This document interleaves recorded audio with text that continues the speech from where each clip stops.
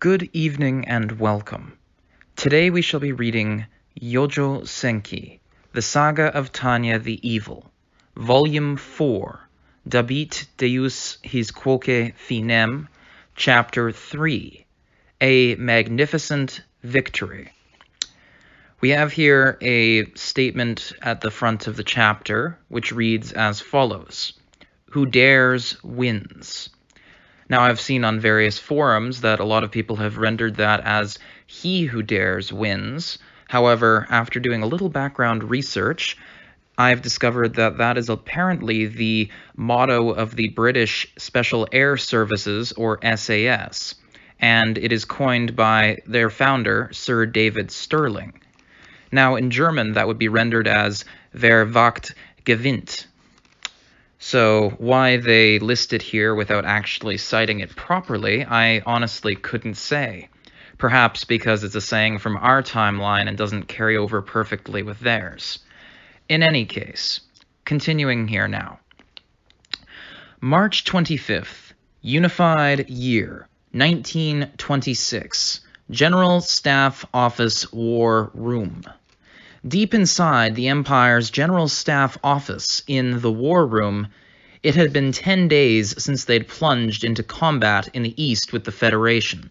The map with everyone's positions scribbled on it, spread out on the table, showed how far the Imperial Army had fallen back during that time. It was evident from the repeatedly redrawn lines that the Eastern Army Group's defensive positions had been gradually receding from the border. Of course, the Imperial Army General Staff had been prepared for the likelihood of getting pushed back by the Federation's first attack. They were well aware of how immense their enemy was, and they had a plan. Still, the reports from the front lines and the shift of the war showed, whether they wanted it to or not, that the strength of the fearsome attacking Federation army was far beyond what they had expected. Which was why Lieutenant General von Rudersdorf, who was planning their interception strategy, was forced to grumble that he wanted to concentrate more troops in the east. The scale of the enemy is greater than we imagined. The Eastern Army Group has come crying to me. They've given up all their strategic reserves. At this rate, we'll be chronically undermanned on every front. We'll probably have to retreat farther than our initial plan.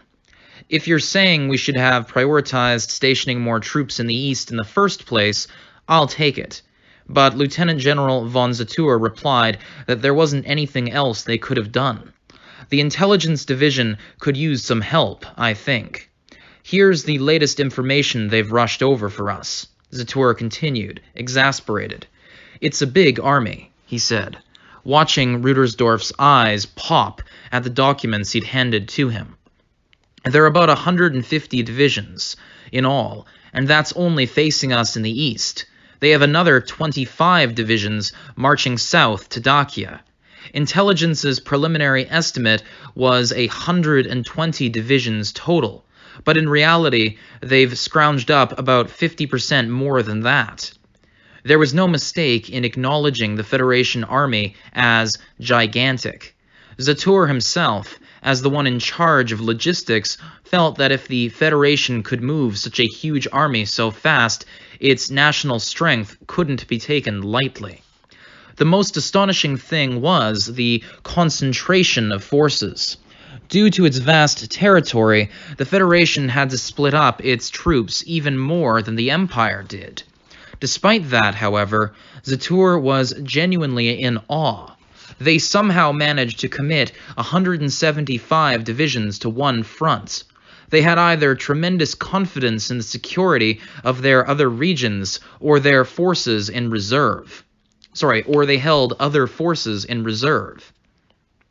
The horrifying part is that they aren't even fully mobilized just yet. These numbers are just absurd. How many do we have? Rudersdorf grumbled in disgust. Zetour could only frown and nod, because there was a good chance that the Federation army could still expand its forces for one more phase still. When the Federation decided to sneak attack the Empire, it had worked to keep its intentions secret as long as possible. As a result, it should probably be said, until the safety canaries sang. Despite being on guard against Federation activity, somehow the General Staff had failed to notice it. The Federation had managed to hold back from mobilizing until right before it opened hostilities, keeping its shift to wartime organization hidden from the Empire. With a sigh, Zatur told his friend and colleague the situation they were facing. Things are pretty tough, even on the main front in the east. The Eastern Army Group has been strengthened since the Western Front quieted down, but they still have only 60 divisions. But they still only have 60 divisions. I sent over 5 from the former Entente Alliance front, plus 3 mechanized divisions and 3 infantry divisions from the Homeland Response Reserves, but it's still not even half of what we require. So only sending in the 100 divisions of the Great Army would let us catch a breath, eh? That's about right. Here's the latest report. The situation is apparently not what we planned. What? Rudersdorf asked with his eyes, and Zatur handed him documents from an envelope under his arm, stating his concise conclusion. Full mobilization is probably not doable. They can move 60. The ideal was 100 divisions, but the Imperial Army could actually offer only 60% of that. Zatur from the Service Corps found it exceedingly regrettable, but even that 60% would be made up of divisions patched with new recruits and reserves from the home front. They probably wouldn't be as strong as they should be. 60? Zatur, that's nothing like what we discussed. With 2 more weeks, we can move another 30, but there's no way for the last 10. They haven't had enough key officers since the battles on the Rhine front and the Western offensives. There is just no way to have a full roster at this time. He continued with on top of that, you should feel lucky if those 30 are even usable, since they'll be second-string security divisions from the rear. And I'm sorry to say this, but the artillery they're using is just what we could seize from the former Republican Army. As for machine guns, they're even more poorly equipped than the troops were before we got into the trench battles on the Rhine. I've heard all about the equipment problems from you multiple times. That's fine. But honestly, General von Rudersdorf, this is the first time I'm hearing of the personnel shortage. Why on earth didn't you tell me? I don't want to admit this, but the first I heard of it myself was also just 20 minutes ago. The Deputy Director of the Service Corps' jurisdiction is gear and training. I don't do personnel affairs. That would be Supreme Command and the Personnel Division's responsibility. That's bureaucracy in action for you. They both grinned wryly, but it was no joke to either of them. Even if it was just accounting issues, limits on the amount of personnel they could use were intolerable at this point. When Rudersdorf reached the distressing conclusion that they needed to rethink their plan, Zatur responded that he wasn't completely out of ideas. This is just a thought, but perhaps we should consider diverting reinforcements meant for Dacia to the east instead. The way I see it, we can stand to reassign 2 or 3 heavy divisions. Yeah, it'd be nice if we could have the 14 occupying divisions do something. From my perspective, even if we defend Dacia in depth, losses to the homeland will be minimal. Zatur wrote the friendly units and potential routes of Federation unit attack on the map and considered them in silence. The Eastern Front was too big to defend in depth with trenches.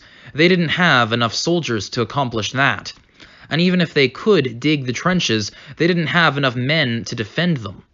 In which case, the only option for the Eastern armies was to fight a retreating battle with a focus on delaying. The point was to be in the right place at the right time to intercept.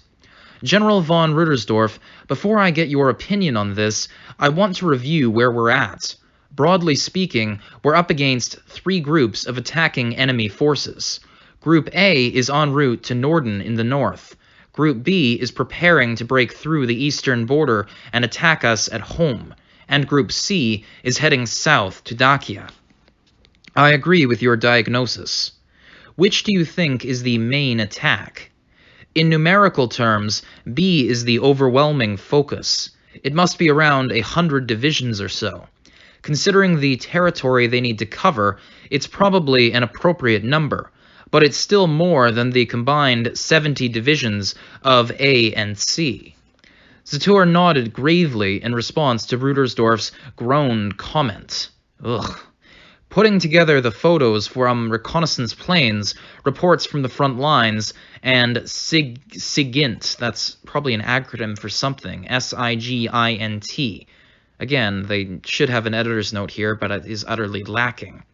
In any case, from the top of the sentence here, putting together the photos from reconnaissance planes, reports from the front lines, and SIGINT, they were forced to conclude that a sickening number of Federation troops were surging towards them.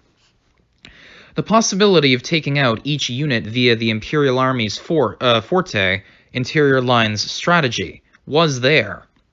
But even if they could get units separated, the enemy army could put up numbers that the General Staff was right to fear as a nightmare. Could be a multi-front attack with their materiel superiority, or human wave tactics by materiel saturation. At some point, they'll overwhelm the Imperial Army's limited fighting power and brute force our lines back. It's quite the practical strategy, really. Smoking his cigar, Zatur leaned slowly back in his chair and noted calmly that it was only natural the Federation adopt a strategy that took the difference in raw power between the two nations into account. In theory, I should probably add, he couldn't help but murmur as he offered Rudersdorf a cigar.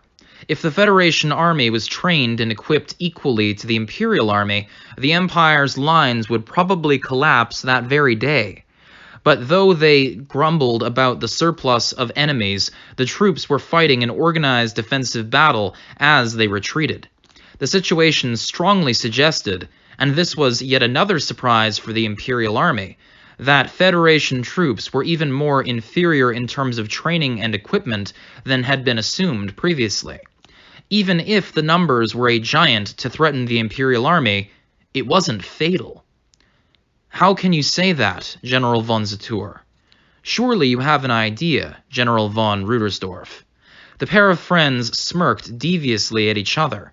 The confidence and certainty that they could do it filled the air between them. Officers of the General Staff have the nastiest personalities. There's no helping it, frankly. It's the typical outcome of a staff education system that seeks out only genius. Now then, to discuss things a bit more seriously. In a way, this will be a collection of assumptions we are familiar with. As envisioned by Interior Line's strategy, we shall neutralize the attacking enemy groups one by one. But Rudersdorf's confident pronouncement rather irritated Zatur. His tone was so reassuring, and that is precisely what caused Zatur to frown. He was only dimly aware of it, but the heads of operations in the General Staff had this tendency to...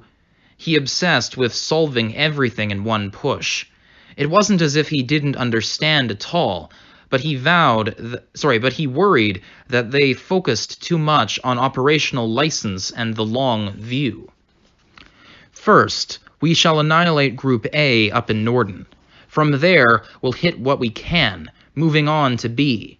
I want to nail Group C in part to keep the Dacian region in check as well. I agree. First we'll crush A with the Great Army. Then, in the same swooping motion, they shall annihilate B along with the Eastern armies. But shouldn't we leave C alone and move those troops up to join with the Eastern Army group? Consolidating troops is one of the basic principles in this sort of combat. Are you out of your mind, Zatur? In terms of comparative fighting power, that would be asking the impossible of the forces in Dacia. Asking them to make do with half their number is one thing, but pulling any more soldiers out from under them and the Dacian front will surely stagnate. If it were just transferring some reinforcements, that would be fine. Rudersdorf commented negatively. Sator was still on about defeating the enemy in one blow. Rudersdorf refused to accept a plan that would take time and delay progress in one area. I understand what you're trying to say, but we don't even have the wherewithal to mount an offensive in Dacia right now. I'm sure it's fine if we leave them well enough alone. The Imperial Army proved how mobile it can be in Dacia. Even with limited railroads, when it gained control of the country in the first place, didn't it? Most of the horses we used for that were lost somewhere in the Republic, let me remind you. You know we don't have horses, Sator pressed. It was the same thing he had told him any time they were executing an offensive on the Rhine. He had only just barely been able to secure supplies by requisitioning horses from every region and running them into the ground.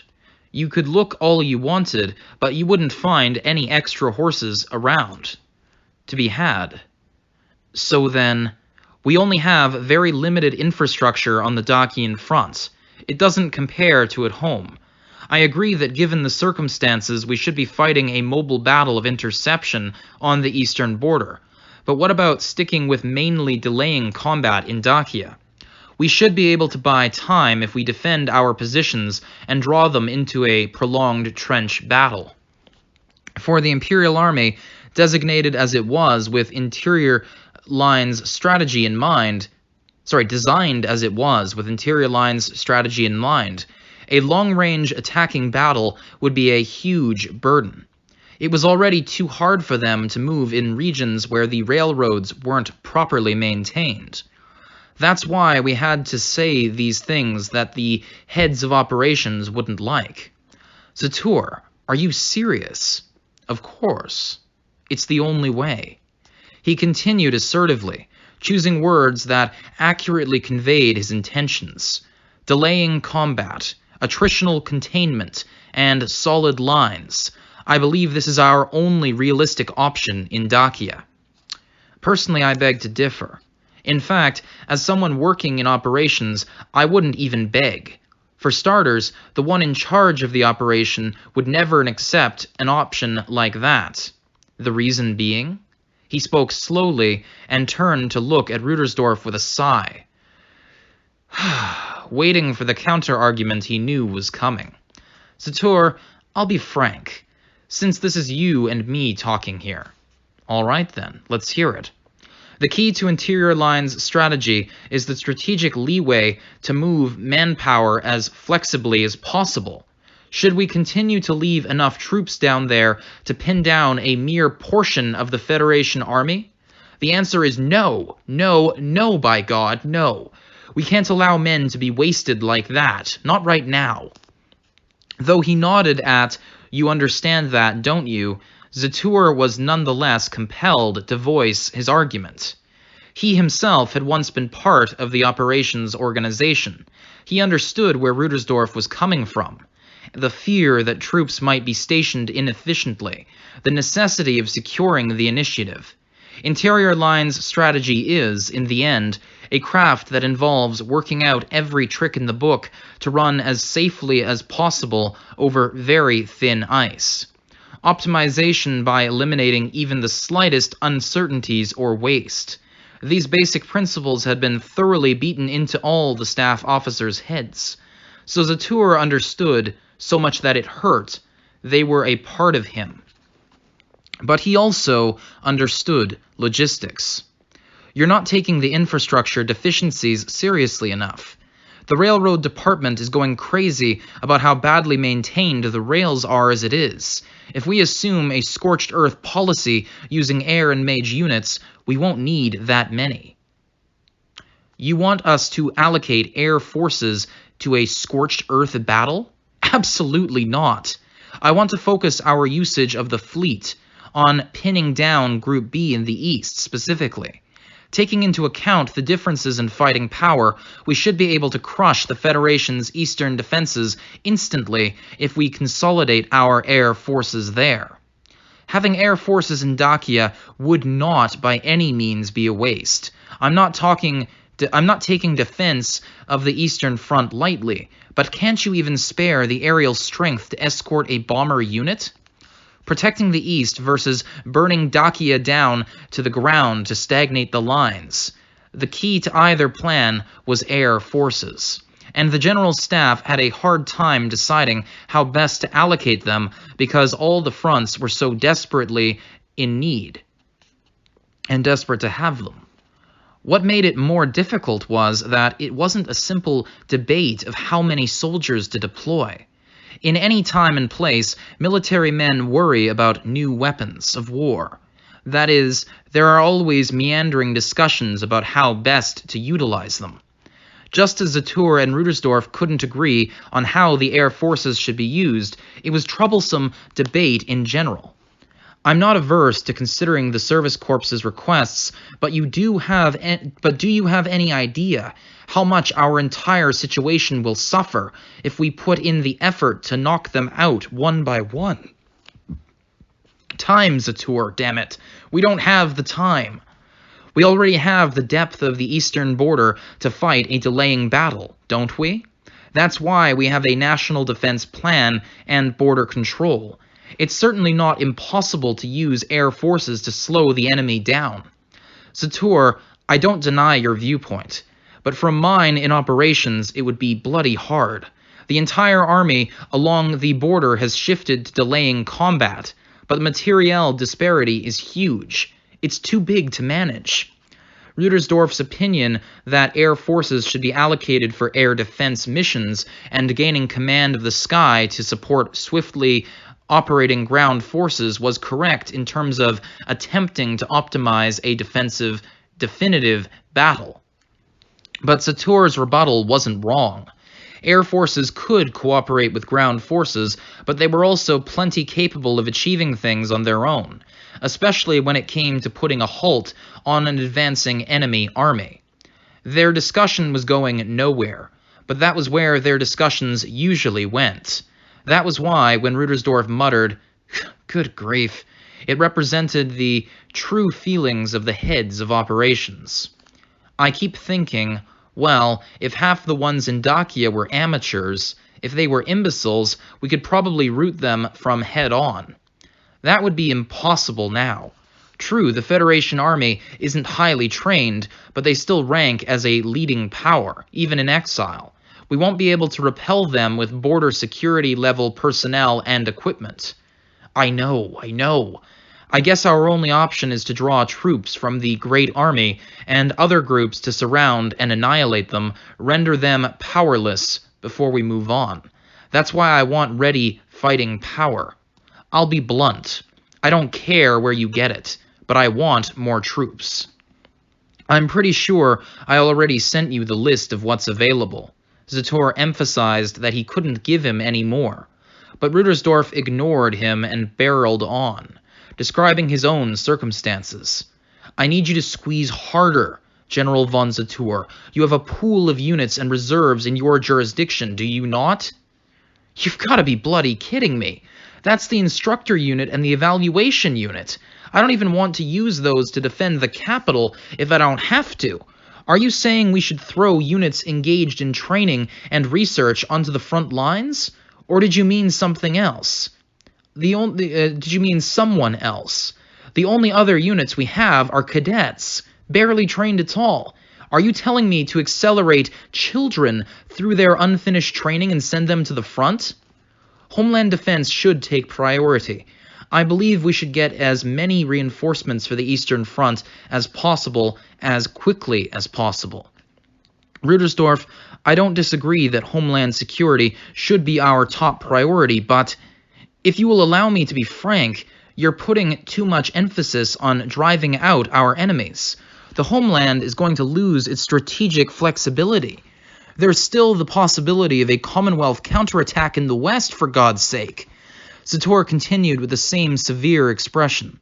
I know you know that. Compelled to relay the changes occurring on the Western Front. The Commonwealth Army isn't just a papier-mâché tiger anymore. By God, Those numbskulls in intelligence barely catch anything, and even counting just what they have found, there are already 50 divisions conscripted and trained, ready to deploy. If you add the remnants of the Republican Army, the Commonwealth's colonial forces, plus voluntary soldiers from self-governing territories, that's another 20. It was too dangerous to disregard the Commonwealth's rapidly growing fighting power. The troops garrisoned in the west were fierce Rhine Front veterans, but their strength couldn't be guaranteed given reorganizations and reinforcements being sent east. They weren't in a position to be sleeping easy. And add to that the disparity in naval power in the west, and the Imperial Army needed to assume an attitude of passive defense. Under those circumstances, it was only natural to hesitate about sending their full strength east. I understand the situation with our manpower in the west. We can leave the bare minimum, but the bare minimum we need is what's there now already. That's out of the question.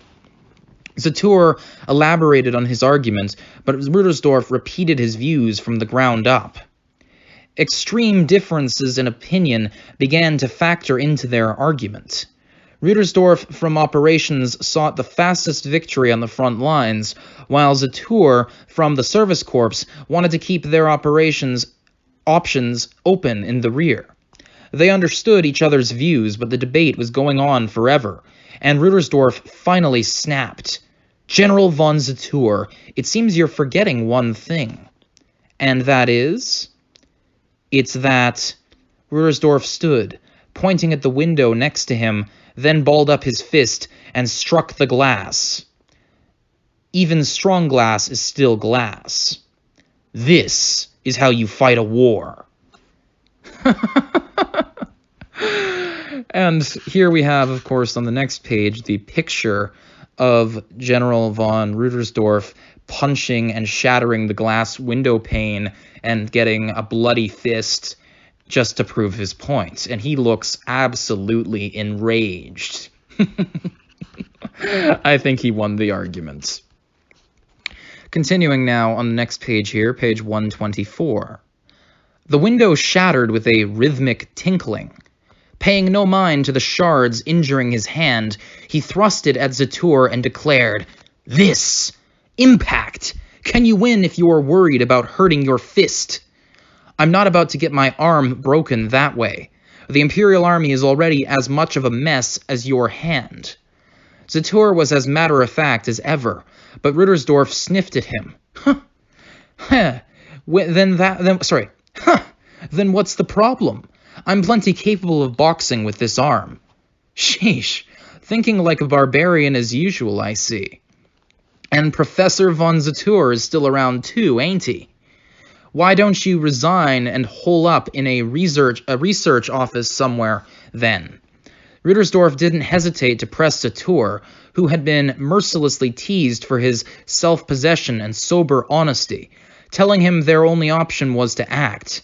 They had known each other for a long time, which was why they understood each other so well. Old friends are the most troublesome kind, eh? Well, if you go that far, it's hard for me to argue back. If Rudersdorf was going to make those kind of remarks, Zatur would have to remove his helmet. But Rudersdorf, it's still my duty to warn you. Prefacing with an offer of cooperation, Zatur reestablished what exactly the unpleasant situation was, logistics-wise. I understand what you're intending with this operation, but there are limits you must understand. I'm speaking from the logistical perspective here, so I need you to hear me out when I say this. If we can't secure air supremacy, supply lines to Dacia will be unreliable. If the Federation Army finds a weak spot, like the 203rd Aerial Mage Battalion did, they could take out our supply depots. The Federation's air power hasn't changed. They've been functioning particularly poorly ever since officers of the previous rule, including aerial mages, were purged. Are you mixing up supply depots and fortresses? They are piles of flammables like ammo and fuel, incredibly vulnerable to airstrikes. Rudersdorf's look said, "I understand, but can't you do something about it?" To which Zatur replied, "I get it," and continued, "We're doing everything we can, and this is the result. Listen, General von Rudersdorf, I understand what operations is trying to do. I will do everything I can to build a system to support it, but just like I said before, just as I have before. So please just let me say one thing, that we are bending over backward here. With regard to maintaining supply lines, the Imperial Army had been optimized from the beginning for a domestic interior lines doctrine. To put it another way, as long as the defensive lines were in their own territory, a foundation that could handle a large burden had been maintained for years. But that went for the East, where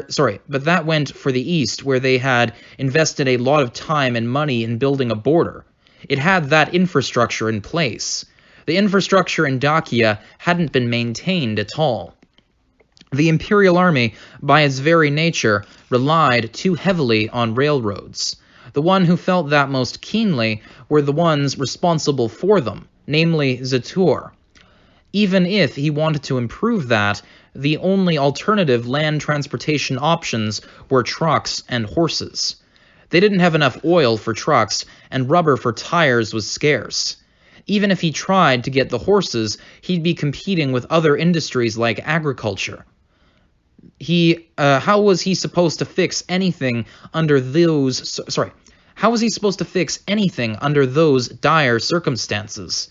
It made him want to scream more than anything. If you're saying that, then I know it must be true. But it doesn't matter. The Empire can't politically afford to let the enemy have the upper hand any longer. Oh, I see, thought Zatur, realizing where the problem facing them lay. In Norden and Dacia, we did a fine job fending them off.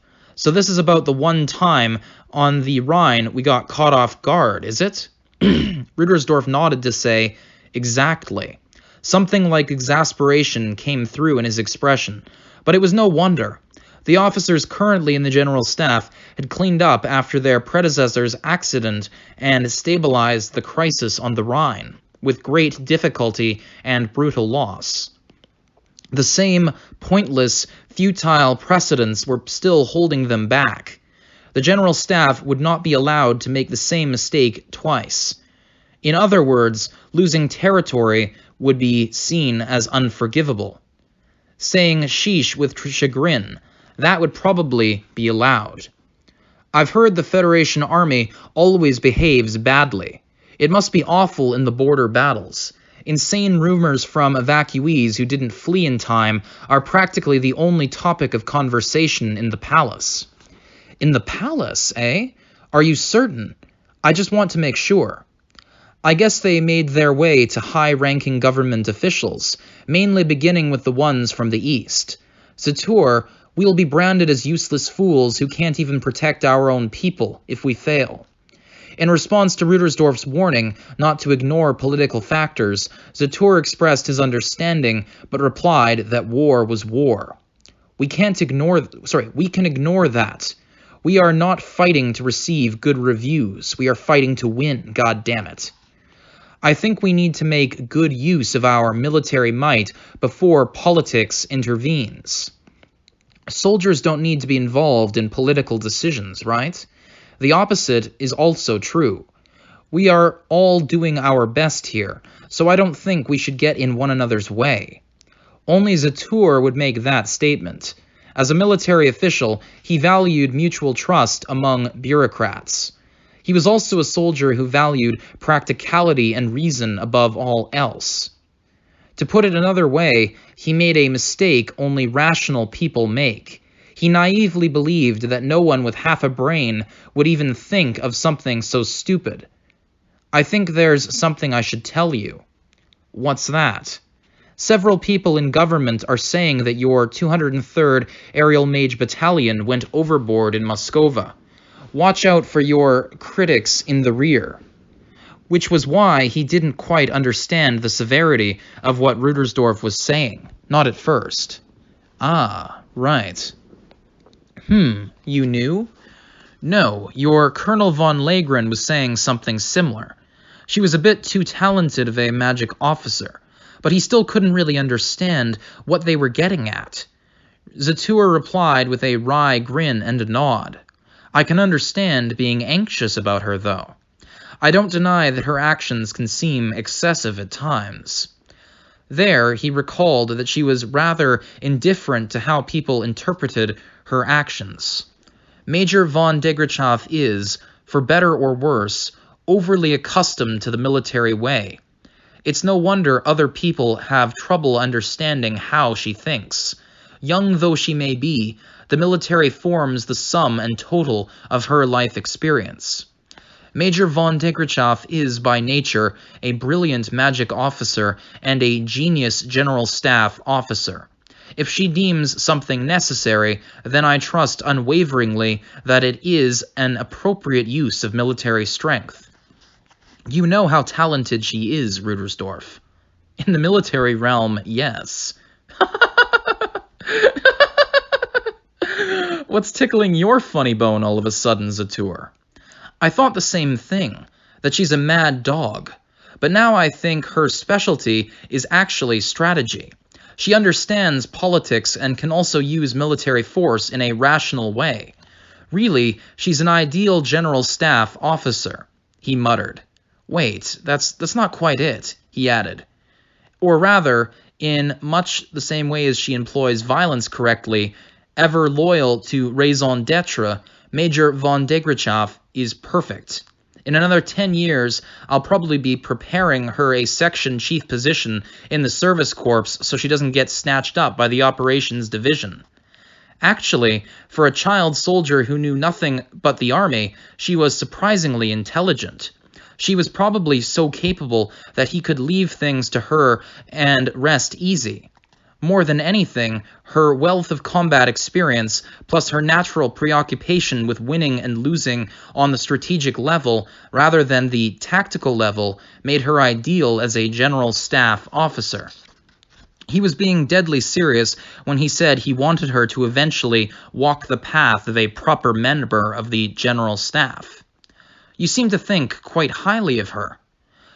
Of course, because she exhibits so much talent. Weren't you strongly recommending her for the War College way back when? I just thought she was a capable soldier at the time, and I knew you had a high opinion of her. Oh, why don't we see if the 203rd can clear up that misunderstanding for us? So that's where this was going, Zatur nodded, satisfied that he understood. He's going to ask me to borrow her yet again. I want to try entrusting them with a mobile mission, as the vanguard, naturally.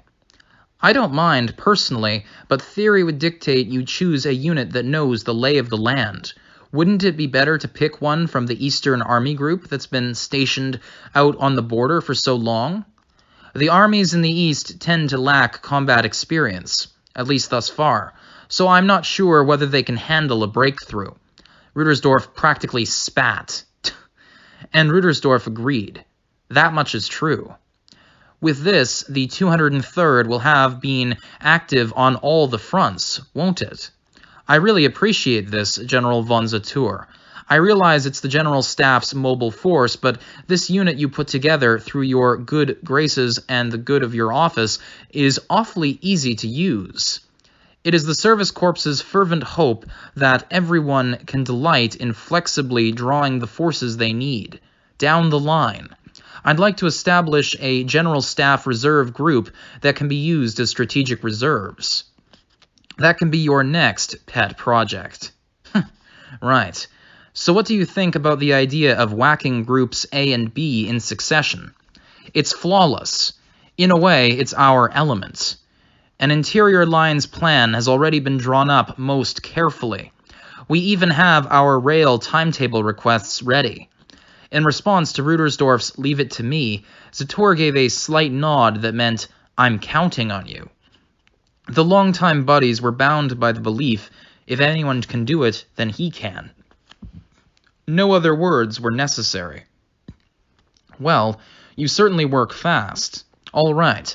I'll go tell the railroad department to do the impossible, so you find me a box of candy or something for them. March 26th, Unified Year 1926. Imperial Army, Eastern Army Group, Temporary Camp Number 21. After the Moskova raid, the 203rd Aerial Mage Battalion spent about 10 days in unconventional combat, then triumphantly re-entered an area under friendly control. A hero's return. The moment they reached the base, the rear-line personnel waiting for them gave a toast and deafening cheers. The victory celebration was the place to be, so much so that base command even dropped by with one of their favorite bottles. But what delighted the battalion members more than anything was that their superior tactfully approved of them partying. Allow me to reread that sentence. But what delighted the battalion members more than anything was that their superior tactily approved. I think they should say tacitly approved. Yes, but what delighted the battalion members more than anything was that their superior tacitly approved of them partying. Major von Degrachoff normally required adherence to regulation so strict it's as if the rules were alive. After proposing a toast as a formality, she readily made her exit, claiming that she felt suddenly indisposed, quote-unquote. This will definitely take longer than 24 hours to recover from, she calmly declared, adding, "Don't wake me up for anything that isn't military business." The battalion took the opportunity to toast to their commander's health, and drained bottle after bottle. Captain Weiss, with his usual sense of self-control as an officer, was on duty, which meant that, to put it bluntly, all the officers but him wholeheartedly enjoyed a reunion with their beloved beer. And so they dreamed of peace in their cozy beds, or rather, they were supposed to. Sound asleep in a warm bed. It took only half a day for that tranquility to be shattered in an instant. All units, up and at 'em. By the sound of a bugle and that adorable yet fearsome voice, all members of the 203rd Aerial Mage Battalion grew accustomed to... all units, up and at 'em. The tranquility was shattered by the sounds of a bugle and that adorable yet fearsome voice all members of the 203rd Aerial Mage Battalion had grown accustomed to within a few days of joining up. Thus, when Major von Degrachoff's longtime fellow soldier, Captain Weiss, and First Lieutenant Serebryakov jumped up, grabbed their gear, and hustled to battalion headquarters, the unit began prepping for combat, whether they were hungover or otherwise indisposed. I've switched some of the words up there because the way it was originally rendered made next to no sense. I don't know what the hell's wrong with the syntax here, but it's bloody bizarre. So I guess I can try rereading it this 1/3 time here, and hopefully it'll make sense. Otherwise, we'll just proceed on. And so they dreamed of peace in their cozy beds. Or rather, they were supposed to. Sound asleep in a warm bed. It took only half a day for that tranquility to be shattered. All units, up and at 'em. By the sound of a bugle call and that adorable yet fearsome voice, all members of the 203rd Aerial Mage Battalion grew accustomed to within a few days of joining. Thus, when Major von Degrachoff's longtime fellow soldiers, Captain Weiss and First Lieutenant Serebryakov, jump up, grab their gear, and hustle to battalion headquarters, the unit is prepping for combat whether they are hungover or otherwise indisposed. Okay. Yes, the syntax there is still a mess. I'm just going to carry on because it's too difficult to bother trying to piece it together. Battalion, gather up. Gather up troops. Captain Weiss, what's all the noise? There you are. Perfect timing. Lieutenant Grants, round up the battalion on the double. But, catching sight of Grants, who is still half asleep, and Weiss, who must have kicked him out of bed, Tanya is furious at the state of her officers. It's true that she told them they could drink as much as they wanted, but Grants apparently has a weakness for alcohol. He's an officer, but he's been sleeping curled up with a bottle. even if that's just where he happened to pass out after enjoying the victory celebration. He's got a lot of nerve if he's still out of it. Lieutenant Grants, I thought I trained you on the Rhine front, by God, but it seems like it wasn't enough. You're getting re-educated. Major? Drag everyone out of bed. 15 minutes. The briefing is in 15 minutes. Get a move on. Yes, ma'am. The piercing intimidation in her eyes must have alerted him that this was no normal state of affairs. Though still groggy, Grants had the brains and wherewithal to leap to his feet and acknowledge the order. I'm leaving this up to you, Lieutenant. Understood. Lieutenant Serebryakov, emergency contact from the government. I want you to pick up the documents from the Eastern Army Group. If you bring them this, they should hand them over immediately without question.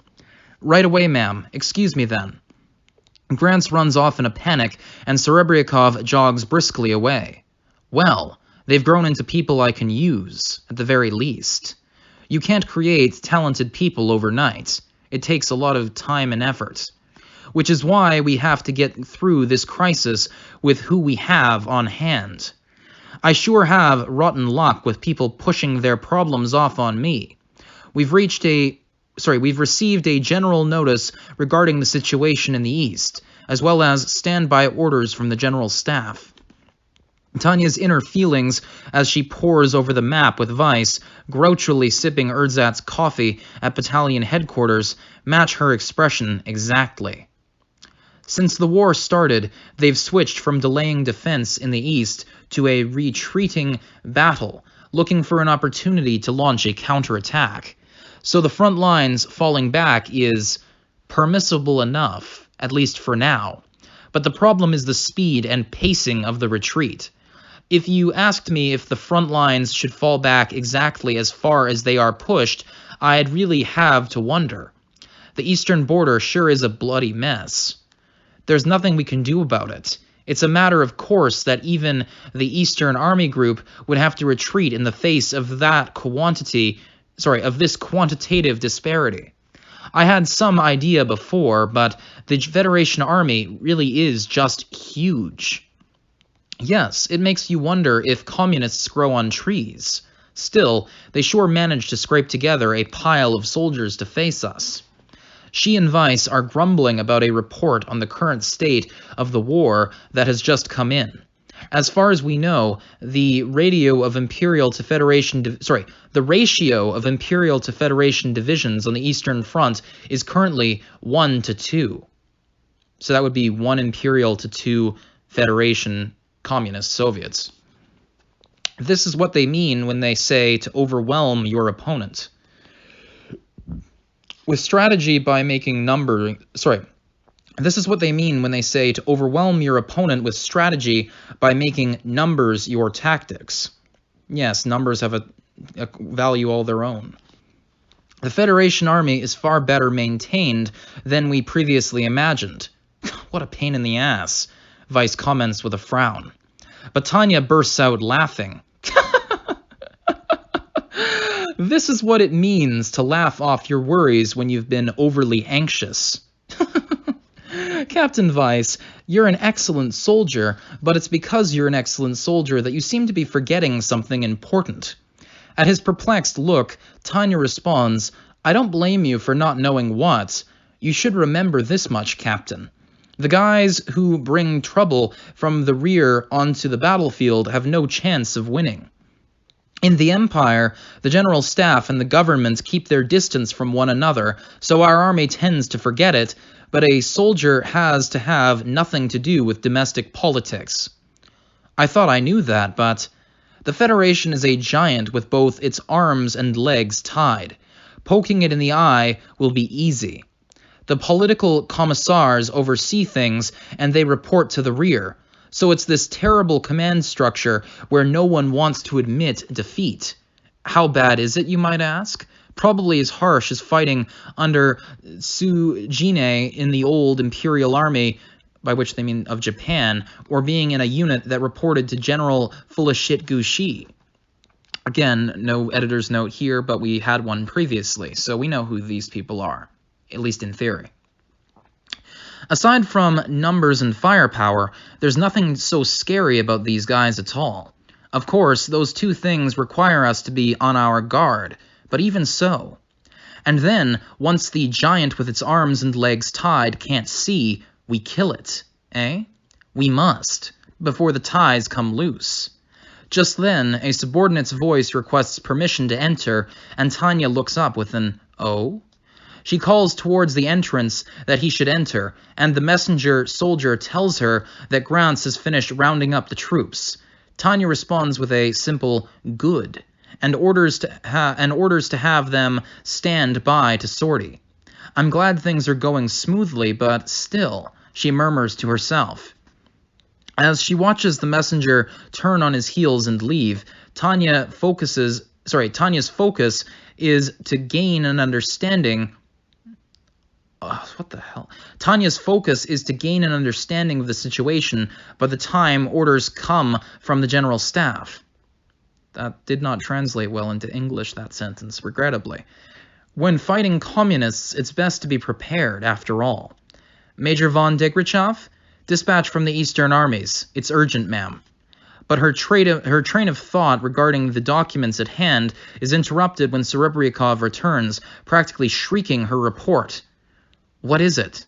"The 3rd and 32nd Divisions, the rear guards for the Eastern Armies delaying combat, have been surrounded in Tegenhof and need help breaking free." "Give me the map. I want to check the war situation. Quickly." But in comes a messenger from command. "Major von Degrachov, I have your orders from the General Staff. Prepare for a mobile mission and form up for a long-range advance." "Thanks, got it." With that brief, crisp reply, Tanya snatches the message up, runs her eyes over it, and realizes she is caught between a rock and a hard place. "Wait a second, Lieutenant Serebryakov." "Yes, ma'am." Before her quiet subordinate, Tanya silently considers the situation and her cards in play. "I want to turn down the rescue request, but if there's a combat mission waiting from the General Staff, then the important question is whether the rescue can be used as an excuse to get out of a more strenuous task. If I'm going to get run around and overworked either way, I might as well keep it to a minimum. Now here's the real question. Is rescuing the troops surrounded in Tegenhof a good enough reason to skip the mobile mission?" For a moment, she is tempted. But after considering it further, Tanya shakes her head. Her conclusion is that, for one, it's not possible. If it's about saving the entire army, she knows that a couple of friends in harm's way won't stop them from ordering her battalion back to do the bigger rescue. Saving our friends in Tegenhof is important too. "Yes, Major, but the General Staff has ordered us to prepare for the operation and to sortie as soon as possible."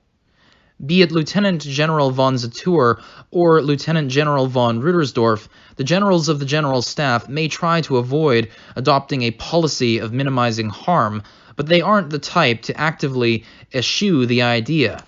The reason they hesitate to accept losses is a moral one, and they aren't the type to get so emotional that morals trump the needs of reality. And surely I'm lucky that they aren't the sort of superiors to get their priorities mixed up.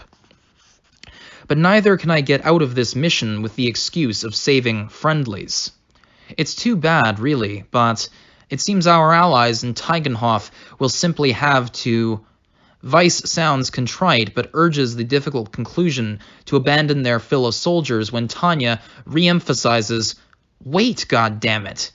If that's what the General Staff is ordering, then we either ignore the request from the Eastern Army Group to rescue the two divisions or refuse. Thinking responsibly, the latter is probably the proper thing to do. But one thing is bothering her: Tegenhof's location.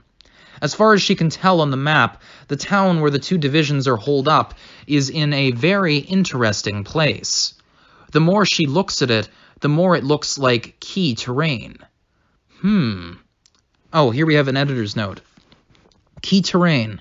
An important piece of land military geographers want to take at all costs. For example, Mount Tenozoan in the Battle of Yamazaki. The 203-meter tall hill in the Siege of Port Arthur.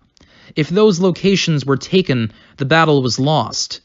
But in history, there's this weirdo called Napoleon who used key terrain as bait to lure in the enemy. He abandoned the Pratston Heights and pounded the enemy when they strolled over there. Normally, it doesn't work out like that, though. Alright, continuing now with the text. This location sure is interesting. But it's so cut off from everything else. Tigenhof is a bit isolated, isn't it? Weiss's remark is correct. Tigenhof is a city in the rear that the troops retreating from the eastern border just happened to hole up in. Well, the lines were being pushed back further than the original defensive plan, so it was probably impossible to expect them to establish a staging point around here. But the location itself isn't bad. Lieutenant Serebriakov, find me a detailed city map, if you please, and don't forget to fill in Lieutenant Grant's. Serebriakov jogs off with a "yes, ma'am," and while her adjutant is fetching what she's been asked for, Tanya turns back to the map to try to get a better understanding of the situation on the ground. It's what you see here, Captain Weiss. As long as the General Staff doesn't intend to make this a total retreating battle, don't you think Tigenhof will become a life-and-death position? It seems you're right. But assuming it's already under heavy siege, it'll be difficult to rescue those troops. Tigenhof is an easy city to defend because it's on a river, and it's also near the sea, which is handy for resupply. On top of that, it has some distance from the border and is extremely close to a transportation hub. At one time, it must have been on a trade route from a port city long ago. Like this, it would be easy for the city to receive maritime support, and it would put pressure on that transportation hub everyone would be scrambling for in a mobile battle. I can't have you forgetting that our fellow countrymen are trapped there, Imperial soldiers as well as civilians. Tigenhof isn't a Federation city, you know. I'm sorry, ma'am, forgive me. Practically speaking, Captain Weiss, you made a valid point. They are definitely surrounded. But allow me to point out that something else. Tigenhof hasn't fallen just yet. The two divisions are able to expect some degree of support from the rear, given that the city of their own country is under siege. Even the civilians can put up some resistance in an urban battle. Well, if heavy artillery decided to burn the whole city to the ground, it would be futile resistance, but still. Even with General von Zatour making the arrangements, it was impossible to take heavy artillery in the advance against the Republic. The siege guns always end up being available once things have already calmed down. Sorry to keep you waiting. Thanks, Visha. What's all this? The Eastern armies gave me these aerial photos along with the map, Captain. They want us to understand the situation the trapped soldiers are in as thoroughly as possible. Answering Weiss's question, Serebriakov holds out a sheaf of documents categorized and plastered with all sorts of labels and addenda. When their head count is low, it's easy to understand why the Eastern armies would give us such materials. They must be desperate for us to help them with this rescue. Thanks. What about Lieutenant Grant's? Oh, he's currently occupied with an Eastern Army communications officer's endless pleas for us to save those troops. If need be, I can show him in. Please wait just a moment. Saving Allied troops, it's not really our job, but we should be faithful to fellow freedom fighters confronting the evil of communism. A liberal who would abandon warriors fighting for freedom and the market isn't a true liberal at all. You can't defend the world if you lose that stubborn refusal to back down a single step against the communists. Oh, so she's talking about like a containment policy. I see. If that's the case, Tanya is determined. Captain Weiss, line up all the aerial photos and recon results you can. Let's also look at the full reports from the 3rd and 32nd Divisions, if you please. If there's a chance the rescue will succeed, Tigenhof should be saved. Tanya prompts Serebriakov and Weiss to look at the map. Let's consider the area around Tigenhof as if we're going to do the rescue. At least, that's how the liberal camp Tanya knew worked. Now, with no threat of nuclear war, now was the time for good people to take up the arms and put their bodies on the line to nip communism in the bud. Of course, there are only limited reasons for Tanya to volunteer personally. It would be fine for her to support from the rear, but standing by while in a position to lend a hand is unforgivable, especially against this enemy. As long as that's true, then it's your duty to lend one if you can. Major, what are you looking for? Heavy artillery, Captain. It's something we learned on the Rhine. Big guns sent up into the front lines from positions in the rear are always late. I expect the Federation Army does no better. With all due respect, Major von Degrachaff, I don't think our operations should count too much on the enemy making a mistake. Every word Weiss said was absolutely true, and Tanya smiles and tells him, of course not. Your enemy being a fool and you expecting your enemy to be a fool are two very different things. Even if they seem like the same, it's too huge a risk to underestimate a potential enemy. I don't mean to disparage the basic principle of preparing pessimistically and acting optimistically. I agree that we should assume it won't work out. But, Tanya continues with a bit of conviction in her voice, if you will consult your fond memories of our battle to subdue the Republican Army, weren't we under strict orders to assume we had no heavy artillery? The Imperial Army has a tendency to forget this since we won, but heavy artillery pieces are hopelessly slow. They never show up on time. The slowpoke artillerists are always late for decisive junctures. They are a credit to the defense, and they contribute to offense, but firepower in critical battles never manages to really scratch that itch. General von Zatour took pains to arrange them for us, but we were still often lacking firepower. Let's see if the Federation Army is capable of having heavy artillery accompany their advancing infantry. After frowning at the maps for some time, Tanya speaks again as if to say, I was right. The enemy artillery seems to be lagging behind. There are two pieces of evidence here that back that up. For one, I can't see any heavy artillery in the aerial photographs, and there are no reports from our troops that they've been shelled.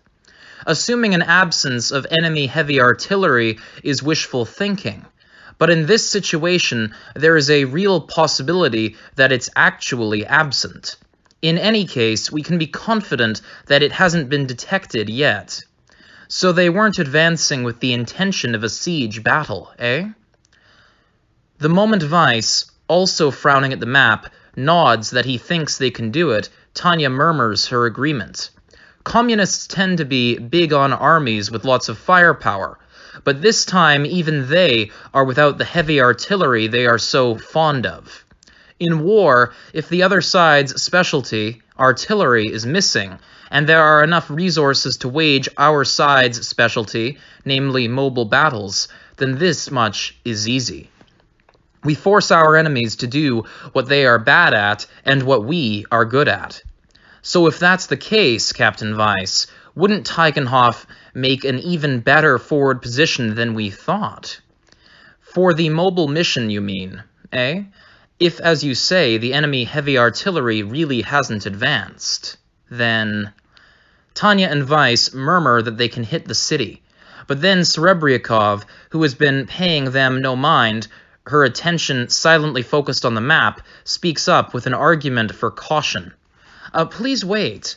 Certainly that's how they appear to be equipped, but can we really rule out the possibility?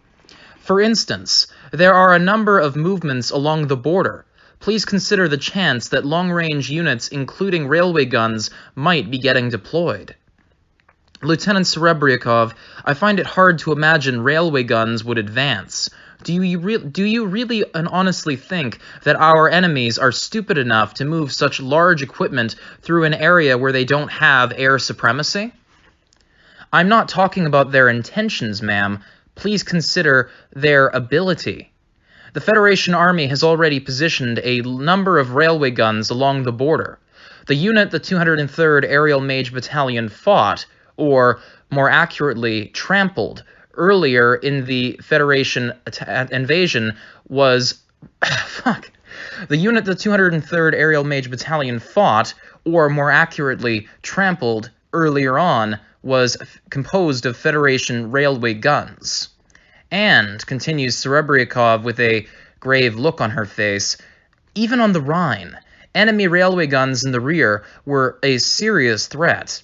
Please take into account that even artillery positions and communications trenches fortified with concrete, they should be saying steel-reinforced concrete there, couldn't take a direct hit from a railway gun and survive. Certainly neither Tanya nor Weiss could deny that. Perhaps recalling his time on the Rhine, Weiss makes a bitter face, while Tanya remembers how Dora raged in Warsaw. Okay, that's obviously something that should have a reference here. Dora raged in Warsaw. I honestly have no idea, and there's no editor's note. They should be. Doubtless that's a reference to something in our timeline. Continuing, though. Major, Teigenhof has far weaker defenses than we did on the Rhine. And if this estimate of their railway gun positioning is correct, there's a good chance we would be in range.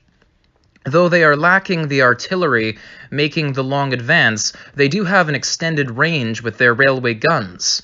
Serebriakov's comment that we might just barely enter it is indeed correct. For a moment, Tanya fears the dearth of enemy firepower upon which the rescue would be premised may be short-lived, but then she finally realizes something. Oh. Lieutenant Serebriakov, you are correct to point out the possibility that enemy heavy artillery may exist, but I don't think it will be a significant threat. You let your Rhine experience influence your thinking too much. Do excuse me, Major, but what do you mean by that? Captain Weiss, you feel the same way, I take it. Tanya smiles wryly. They've learned too much from their experiences. It's simple. Indirect fire becomes possible only with incomparable teamwork. Remember that on the Rhine front, both the Empire and the Republic had artillery scouts stationed on the forwardmost lines, or had aerial mages such as ourselves flying around as observers to collect data in peril of being shot down. Only then was effective fire possible.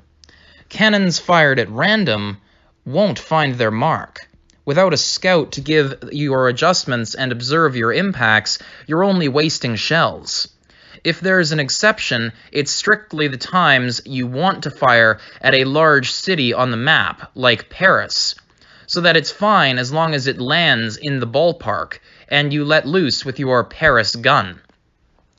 That again is a reference to Schwer Gustav in our timeline. I find this incredibly ironic that they, in the previous chapter, used that picture of Schwer Gustav as being a Soviet gun, when in reality it was German, and here they are referencing it. That's hilarious. Anyway, continuing again here with the text. Oh yeah, now that you mention it, I took it for granted and just assumed indirect fire could happen any time. That's what I'm talking about. Captain Weiss, if you read the frontline reports closely, the scariest thing for ground troops, namely observer scouts, weren't reported. I heard that Federation Army artillery operate as a group, so it's doubtful the frontline units have spotters then. Weiss nods. It's just as you say, Major, and Serebriakov looks as though she understands.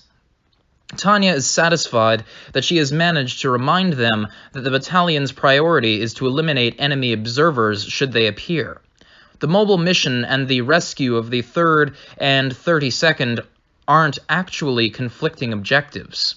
The two divisions have been overwhelmed by enemy wave attacks in an isolated location, but that position can be used as a stepping stone to attack the rear enemy lines. I say that rescuing these two divisions contributes to the General Staff's objectives with the mobile mission. I'm therefore asking permission. If you can consider the risks and returns and still decide that it sounds worthwhile, there's no reason not to do it. Tanya declares they are going in for the rescue. The fact that Weiss and Serebrikov happily approve is a good indication that the battalion's opinion isn't split. Tanya's subordinate officers are rearing to fight as usual, and she's happy that she knows that she can count on them even in a difficult situation. Almost as an afterthought, she directs Serebrikov to prepare first aid supplies, just in case. Lieutenant Serebrikov, have your unit take as many medical supplies as you can. We are planning on a long-range advance, but we may have to airdrop them so attach parachutes. In other words, Tanya says to herself, guess we ought to try some kindness. Major? When Serebrikov asks her, is anything the matter, she replies, admitting that it's uncharacteristic of her. I just thought if they're in a jam, they might have run out of some of this stuff. It would be nice to take them whiskey and cigarettes too, but I figure in the thick of a fight, they need medical supplies more, given the weight. When Tanya continues, lamenting that they don't have any whiskey or cigarettes anyway, she ends up nearly scowling at a comment from Weiss. I don't doubt that, Major, but... Major, there should be alcohol from the southern continent in the battalion treasury. Captain Weiss, what are you talking about? Nobody told me that. Everyone brought back a little something with them as a souvenir. Or they could have even had something sent via military post, but bottles in the battalion treasury. The fact that she hadn't approved the expense or sanctioned the purchase is, to Tanya, almost embarrassing. A member of the battalion won it in a poker game at the headquarters of the staff of the Southern Continent Expeditionary Forces, or so I've been told. And so I've been holding on to it since then. And it's just the kind of thing you'd expect HQ to have. Real nice stuff. You'll have to excuse me, Captain. I thought you were the serious type who wouldn't even touch gambling. Upon receiving Tanya's glare that all but demanded details, Weiss gets a bit flustered and hurriedly says, actually, it was Lieutenant Serebrikov who won it. What? Is that true? I was just playing for fun. She bows and explains that she somehow won big, and she took the alcohol because of the general mood at the time. She didn't have anything to do with it, so she tossed it into the battalion treasury. Since they're dealing with an emergency, Tanya shelves the issue for now, but is forced to make a mental note to talk to the troops later. That'll be for after we complete this rescue mission. In reply to Tanya's proposal, the General Staff say they are approving the idea, in addition to authorizing it officially. And since the orders are official, the General Staff will take care of making adjustments to other areas. The Eastern Army Group assists with weapons and ammunition, which Serebrikov handles skillfully. Once Grants and his unit receive a briefing on documentation about the region from the Eastern Staff, Tanya gives the battalion details on their objectives and itinerary. Basically, we're delivering hope. When she finishes telling them that, the veterans are all pumped, as expected. Let's do it, by God, they shout aloud. And implicitly they cry, if our friendly troops are in trouble, we'll run to the rescue. That's what mages live for. Their fighting spirit is running high, and their blood running hot. Normally, mages hate delivery missions because of how much fatigue they entail, but this time it's only natural that delivery should be a part of the mission, so they shoulder the first aid supplies and other goods without a single complaint. Unexpected additional supplies show up right as Tanya and the battalion are lined up on the runway, ready to take off. The Eastern Army Group staffers who came to see them off the Eastern Army Group staffers who came to see off the already heavily laden battalion brought bottles and cigarette packs as if they had just remembered they had them.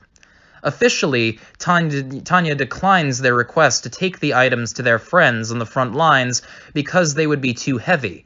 but she announces that she'll honor her subordinates' free will. Her men put the slightly off-the-records goods into their packs. The alcohol and cigarettes are treated as personal items, and with a farewell a bit grander than usual, the 203rd Aerial Mage Battalion takes off and begins their push towards besieged Tigenhof. Their goal, naturally, is to break the encirclement. Maintaining combat formation in anticipation of encounter battles and invading the occupied area at full speed is a chance for the battalion to apply the search and destroy skills they polished off on the Rhine and down to the south. And thus, the hammer of this augmented battalion is wielded by the Imperial Army and brought down with all its might on the Federation Army. To get straight to the point, the 203rd Aerial Mage Battalion succeeds in smashing into the encircling Federation Army units with perfect timing. "Advance! Advance! Cut right through!" Tanya roars at the front of her unit, and they begin an anti-surface strike to all but obliterate the units attacking the Imperials, starting with their flank. "Ready suppressive fire! Choose your own targets!" With one call from Tanya, who's not about to let them engage in organized combat, enemies who appear to be the commanders are, to the last man, wiped out by a mix of scattered explosion formulas and optical sniping formulas raining mercilessly down on the ground. As long as the returning fire is sporadic, there's no need to pay attention to it. So the 203rd Aerial Mage Battalion dominates the battlefield as if they own it. Even a mage in a defensive shell will be shot down if they get careless on the battlefield where bullets are flying, though. But if the shooting isn't done in a structured way, the chances that they connect are thankfully microscopically slim. Kicking apart the Federation Army, now incapable of organized combat, is like child's play to these elites who toyed with the Republican Army on the Rhine front. "Major, look!" Tanya follows Serebryakov's prompt to see a corner of the enemy army crumbling and nods at the punctuality. "Our troops." Great timing. Though surrounded, the trapped divisions were still fit to fight. It was only natural for them to hit the enemy when they were weak. Where they were weak. I'll reread that previous sentence. Though surrounded, the trapped divisions were still fit to fight. It was only natural for them to hit the enemy where they were weak. As the friendly mages fly out in response and begin raining formulas down on the Federation troops' heads, Tanya confirms that it's a rout. "Act together! Punch through, damn it! Pry their lines apart!" The 203rd Aerial Mage Battalion concentrates their fire on a single point and supports the breakthrough while moving into position to join up with the others. Meanwhile, the friendly units are quick to pick up on the objective and readily begin to cooperate. Thus, the breakthrough and combining of forces gets accomplished quite easily. Satisfied with the coordination that could have been pulled off only among pros, Tanya walks over to greet a man with a big smile on his face, whom she guesses is the commander of the Allied forces. "Major Hoffen, 3rd Division, 213th Mage Battalion. Thank you for coming. That was a close call, I must admit. I'm sorry we were late. I'm Major von Degrachoff, 203rd Aerial Mage Battalion, reporting to the General Staff. We were ordered to make a counterattack and just barely managed to rush over here. I'm so relieved to have arrived in time. And by the way, nice job surviving such a heavy encirclement." Tanya and Hoffen shake hands, wishing each other luck in future battles. Of course, the exchange is a formal courtesy, but the gratitude and praise are genuine. Unlike etiquette that remains only as a shell of its sentiments, on the front lines, it helps officers bond through their shared experiences. We escaped right before the heavy artillery showed up. I, for one, am just glad we made it out in time. In the academy, they drilled it into us that tardiness was not tolerated so much that even just the word late frightens me to this day. Hoffen remarks how terrifying it was, and Tanya responds with a comment about how badly they might have been chewed out if they didn't make it in time. If they hadn't made it in time. With this exchange, the two officers are still feeling each other out, but both are satisfied with the results thus far.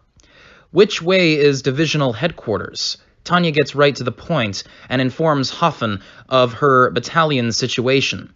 It's true that they came on orders to perform the rescue, but now it's more important to prepare for their next operation. Please allow me to escort you. We'll be here keeping a check on the enemy remnants, but what about you? We have orders from the General Staff to advance further. I imagine it's so those who come after us will have an easier time of it. After seeing in that fight how skilled your units are, I would say so. Major von Degrachoff, I for one am so grateful to you and your battalion. I'm impressed that you pulled off that breakthrough and saved us. It's too bad, really, we can't treat you to drinks, ma'am, but please allow us to treat your subordinates once you can take a break from operations. He quips with a big grin that they'll protect the 203rd until their mobile mission is over, and Tanya smiles wryly, commenting on his cleverness. Not to be presumptuous, but my units can drink. Unfortunately, when they get a chance to, they down enough to make up for their usual abstinence. They're so hardcore that once, on the southern continent, they downed an entire transport unit just for the beer. I'm afraid you might go bankrupt if you treat them, Major Hoffen. They sound like they know how to party. All right, then. All the officers of my battalion will pool together to treat you guys when the time comes. Drink as much as you like. Every nonchalant gesture he makes is filled with a veteran's tact and wit. A colleague like that is a priceless partner. Honestly, even just one seasoned officer is enough to make things go so much more smoothly. That sounds delightfully fun. Oh, this is nothing much, but even Tanya wants to get closer to someone she feels she can get along with. She casually produces the bottles and cigarettes entrusted to them by the staffers as a sign of that pleasant impression. It's too bad you can't have such a tasty drink. Let us both live through this, and I'll treat you when you're older. I'll be looking forward to it then. Well, I'd best be going. Thank you. I'll be hoping we don't go broke. They part ways like pros with an exchange of respectful salutes, and Tanya, with her subordinates trailing behind her, makes a dignified exit from the battlefield. Okay then, on to the next job. As he watches her go, sheesh, his expression breaks and he murmurs, so the rumors were true then. How did it go, Commander? I never would have thought those dubious rumors about the officer of unknown age were true. Met with the blank stare of his subordinate, he realizes the man hadn't met Major von Degrachoff or any of the mages who had come to their rescue. Grinning wryly, he explains what he had seen, the presence of a child officer. Huh? I mean to say, I met the officer who came to rescue us, and what can I even say? She looked about the same age as my daughter, for God's sake. Come on, you must be kidding, sir. A General Staff officer? She has to be in at least her late 20s if she graduated the War College. All Hoffen can say is that it was what he really saw. True, his subordinate is correct. It wasn't rare for someone out of the academy and War College to be in their early 30s by the time they wore the General Staff officer insignia. Who would believe him if he said she looked like his 10-year-old daughter? Sheesh. I guess some battlefield legends have unexpected truth to them. I see, sir. Well, more importantly, we've got work to do. Real work. We all fought so hard to drive out these enemies, we're gonna blow them apart before they regroup, by God. New scene here.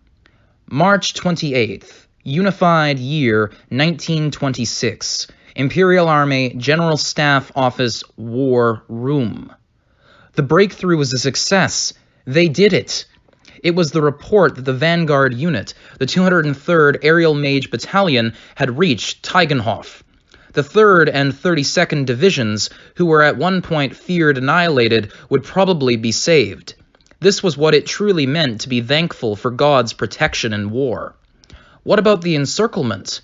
We're not sure. According to the 203rd Aerial Mage Battalion, they all seemed equipped like standard infantry, apart from a few mechanized units. Oh, that's wonderful news. In that case, we can win, easily. Still, there were probably few people as grateful as Rudersdorf, Deputy Director of Operations in the General Staff. Whether they lost both the 3rd and 32nd Divisions, and Tegenhof along with them, depended entirely on the Federation Army's fire support, or lack thereof. But though he braced himself for the worst, as he so often did, this time it seemed Lady Luck would smile on the Empire. When they took the lid off the situation, the Federation Army's immensely powerful bombardment abilities were nowhere to be found. We have plenty of shells from Zatur, and we have full run of the rails. Sheesh, at this rate, settling things after we win will be more of a pain than the battle itself. General von Rudersdorf, sir. The 203rd Aerial Mage Battalion did a magnificent job with the rescue mission. All they did was liberate a city under siege, but now the Federation troops who were going to invade the Empire would suffer arteriosclerosis. The threat of their supply lines being attacked from the rear was a nightmare for officers and men alike. Even a surrounded point could become a base for mounting a counterattack, and it could connect with other units, if need be. In the vast war zone of the East, that was certainly a lesson learned. It seemed that now that victory was in sight, his tongue was getting a stretch. On top of that, the idea of artillery being allocated for mobile operations he'd been discussing with Lieutenant General von Zatur came to mind. If we can crush the infantry before the artillery gets set up and can be brought to bear, shit! I keep wishing we had self-propelled guns. Cannons are so damn slow. They're one weakness, but there's nothing we can do about it just now. Heavy guns or superior firepower, eh? Rudersdorf smiled wryly at the eternally unsolvable dilemma. And just as dismay began to set in, a rare piece of good news arrived. Rudersdorf was one of the first to thank God. Relaxing one's attention frequently causes a winning battle to end in tragedy. No, perhaps it should be past tense. At least, Rudersdorf had no shortage of reasons to believe that. This was a defensive battle, making the best use of the interior line's maneuvers anticipated and planned for by the Imperial Army General Staff. But, though only to an extent, they had grasped the signs of the enemy's offensive.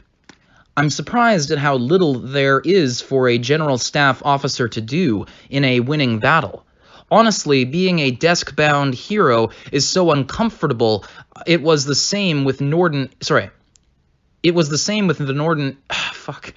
I'm surprised at how little there is for a General Staff officer to do in a winning battle. Honestly, being a desk-bound hero is so uncomfortable. It was the same with Norden and the Rhine, but I think I would feel better out on the front lines with the troops.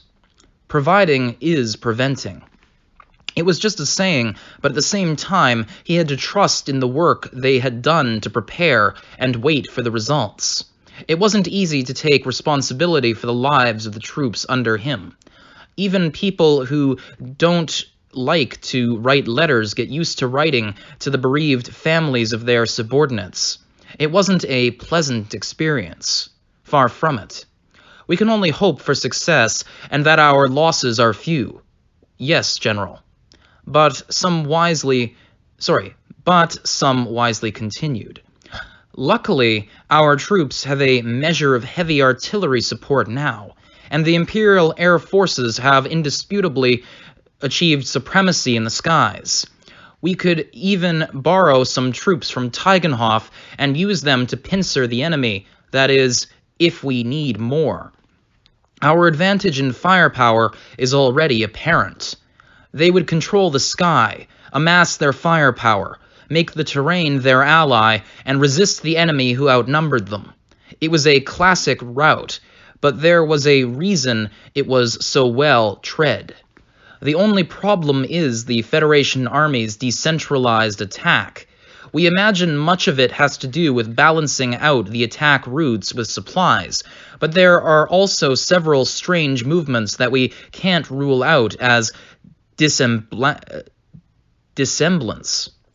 What the heck is dissemblance? I'm assuming they mean by that they're probably not as concentrated as they think, that they're disjointed, spread out. Dissemblance. Anyway.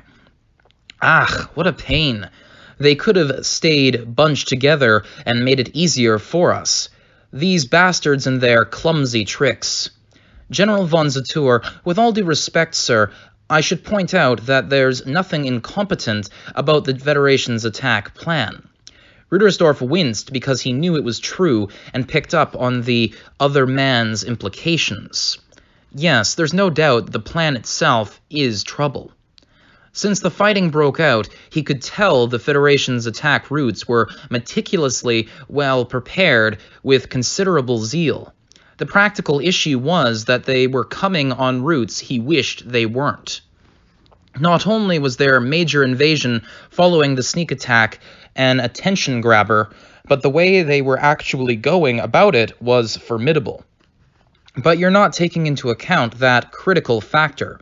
The Federation Army's level of training, that is. It's strange, but it seems like a first-rate intellect devised a plan with no regard for what his troops are actually capable of. The problem was the vague incongruity he felt here and there. He wondered if perhaps they used a previously prepared plan and prioritized the sneak attack effect. But even so, any commander should still know the status of his troops on the border. Then either it was an awfully secretive plan, or they used it because they had no others available. But it wasn't Rudersdorf's job to think about it any more than that. The rest was for Zatour and those fellows. Good grief. Smoking a cigarette, he turned his attention back to his own area of expertise and looked at the map depicting the war situation. I wouldn't have expected this position to be around still. Who would have thought a city would make such a good resistance base? The murmured remarks acknowledged how troublesome it was when an opponent, unhindered by the laws of war, attacked a city. Aside from Iren, the Imperial Army doesn't have much experience with urban warfare. Well, neither does the Federation Army, but they also don't seem to have any qualms about breaking international law to attack cities. Legally speaking, the Federation hasn't signed the convention respecting the laws of war on land. Well, that's problematic. The staffer affixed the question, why, to his face, and Rudersdorf spelled it out for him, exasperated in spite of himself. What'll they do with prisoners? Huh? Prisoners, sir? Rudersdorf broke it down for the blank-faced officer. This war has no rules. There may have been norms and standards written down on a scrap of paper, but they wouldn't apply to war in the East. In terms of international law, there are no rules governing this slugfest between the Federation and the Empire. The Service Corps has said we should follow the convention just in case, but it's doubtful our opponents believe in reciprocity. We just have to hope the Communist Party or whoever is progressive. Expecting nothing of these specialists in firing squads and international Gewalt is probably better for your mental health, sir. Again, where's the lie? Communists are experts at committing atrocities. It's about all they're good at. All right, continuing here. March 28th, Unified Year 1926. Main Attack Group Headquarters. The forces the Imperial Army called Group B were called the Main Attack Group on the Federation side. Ever since the fighting started, taking control of Imperial lands and wiping out the Imperial army were the goals of the main attack group as they broke through the border, like troops who'd driven their... Sorry. That is a very long run-on sentence there. Ever since the fighting started taking control of Imperial lands and wiping out the Imperial army... Sorry. Oh, here we are.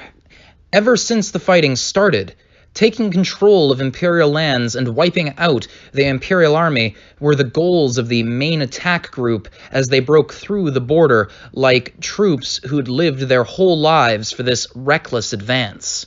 They forced their way through the Imperial Army's Eastern Army Group's delay action with numbers and continued their single-minded advance with no regard for losses.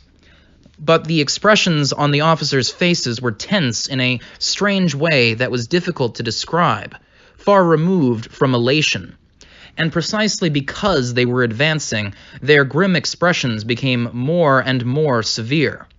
It was clear on the faces of the generals and staffers in the War Council meeting held by the brains of the main attack group at headquarters that they were near their breaking point. Although our advancing forces are currently facing quite a bit of resistance, the Imperial units are retreating, meaning it's still possible to push on as we have been. Ideally, we would wait for the heavy artillery to arrive, but we have troops filled with the desire and determination to offer themselves up for the revolution. Of course, I think brave, loyal men like that should have artillery support. It was a war council, so naturally the reports were about the war. So here's something. It goes without saying that it is essential to use appropriate wording and keep reports brief so as not to invite misunderstanding. Even the most hurriedly cultivated and deployed Federation Army officers knew that much. In brackets here, even if whether they could implement it or not was a different matter entirely. End closing bracket. Comrade Generals, I beg your pardon, but how exactly is the war progressing? Just as you heard in the report, Comrade Political Commissar.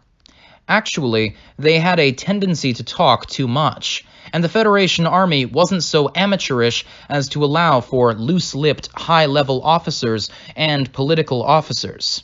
If anything, perhaps the issue was that these were neither amateurs nor fools. So, Comrade Generals, what is your view of the situation then? We'd like to hear from you regarding party directives. I think you're the expert there. It's true that I am in charge of military politics, of course. The exchange is all very roundabout, with hidden meanings. This council is getting awfully heated. Let's relax a bit, gentlemen, shall we? After the trickle of acidic conversation ran dry into an awkward silence, the chairman exercised his wit. Everyone stood as if they had been saved and huddled together, talking among themselves with faces that said, "Shit." In whispers, of course. But even now that the War Council was clearly livelier, the conversations were still grim, because everyone was glancing around and knew that the others were sounding them out too. No, everyone was sighing internally, feeling utterly helpless. The government's announcement that they were keeping the pressure on the Imperial Army had to be a mistake. Yes, it was true that they broke through the border in their initial offensive, and it was true that the Imperial Army units were retreating. But anyone in the Federation Army with decent military knowledge feared the embellishments in the reports sent to Moscova. On the individual level, well, it was probably done to protect their position. They'd just write something to sound a bit braver. Given the quote-unquote special political environment, end quote, the Federation Army was operating within, they could understand why the men on the front lines would write such things. And because they understood, it was easy to imagine what kinds of changes would get passed on from the rear. Probably something like, quote, the Imperial Army's morale has collapsed for the most part. We're currently eradicating fanatic resistance as we push forward, end quote. In other words, the Imperial army was losing, and the Federation army was putting down the fanatics resisting along its smooth advance. One could only call it removed from reality. So what's really going on then? Nothing much different than by you. The Imperial army moves a lot faster than we thought. That previous sentence there, nothing much different than by you, appears in my opinion to be a mistranslation of some kind. It doesn't really make a lot of sense where it is. Anyway, picking up where we were a moment ago. One could only call it removed from reality. So, what's really going on then? Nothing much different than by you. The Imperial army moves a lot faster than we thought. They were unable to crush organized opposition, and their only enemy was the Eastern Army Group right now. Considering the Imperial Army's doctrine and geographical circumstances, they wouldn't be able to avoid the extremely problematic arrival of the Great Army as reinforcements. And worst of all, several people thought grimly, swallowing the words they couldn't say. There were indications that the Great Army would show up much faster than originally expected. It's also incredibly problematic that we have no way to win an air battle. I realize that we've been forced by quote-unquote pressing circumstances, end quote, to transfer the few mage units we have. I know we had no choice, but it's still bloody hard. Mage units? I knew these guys were trouble, but there's a big difference between hearing something and seeing it.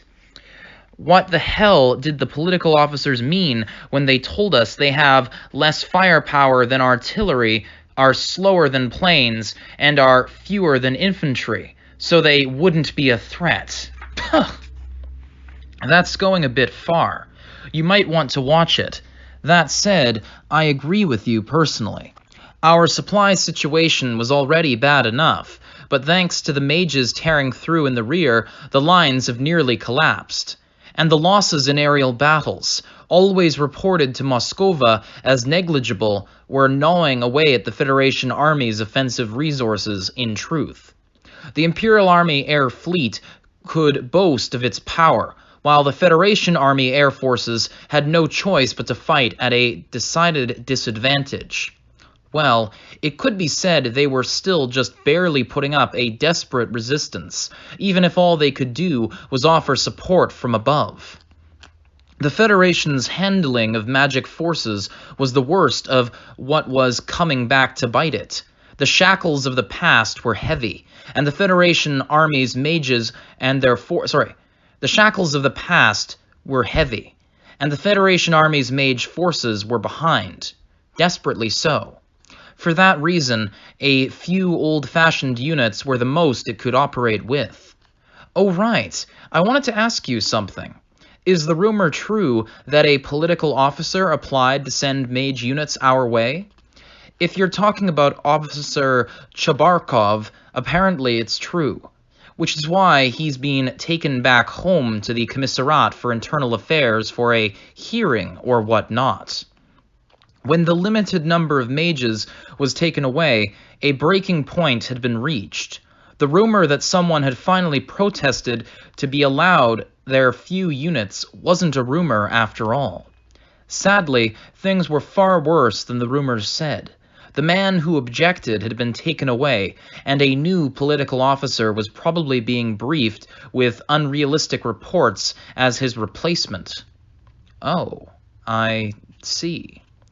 His sigh was a lament for their world, where a man with common sense was crushed the moment he mustered the courage to bring up reality. These were professional soldiers with a modern education. Though ideological education is biased, anyone who fought on the front lines could see their gear was inferior to their enemies. Okay, here we have just an editor's note briefly. Ideological education.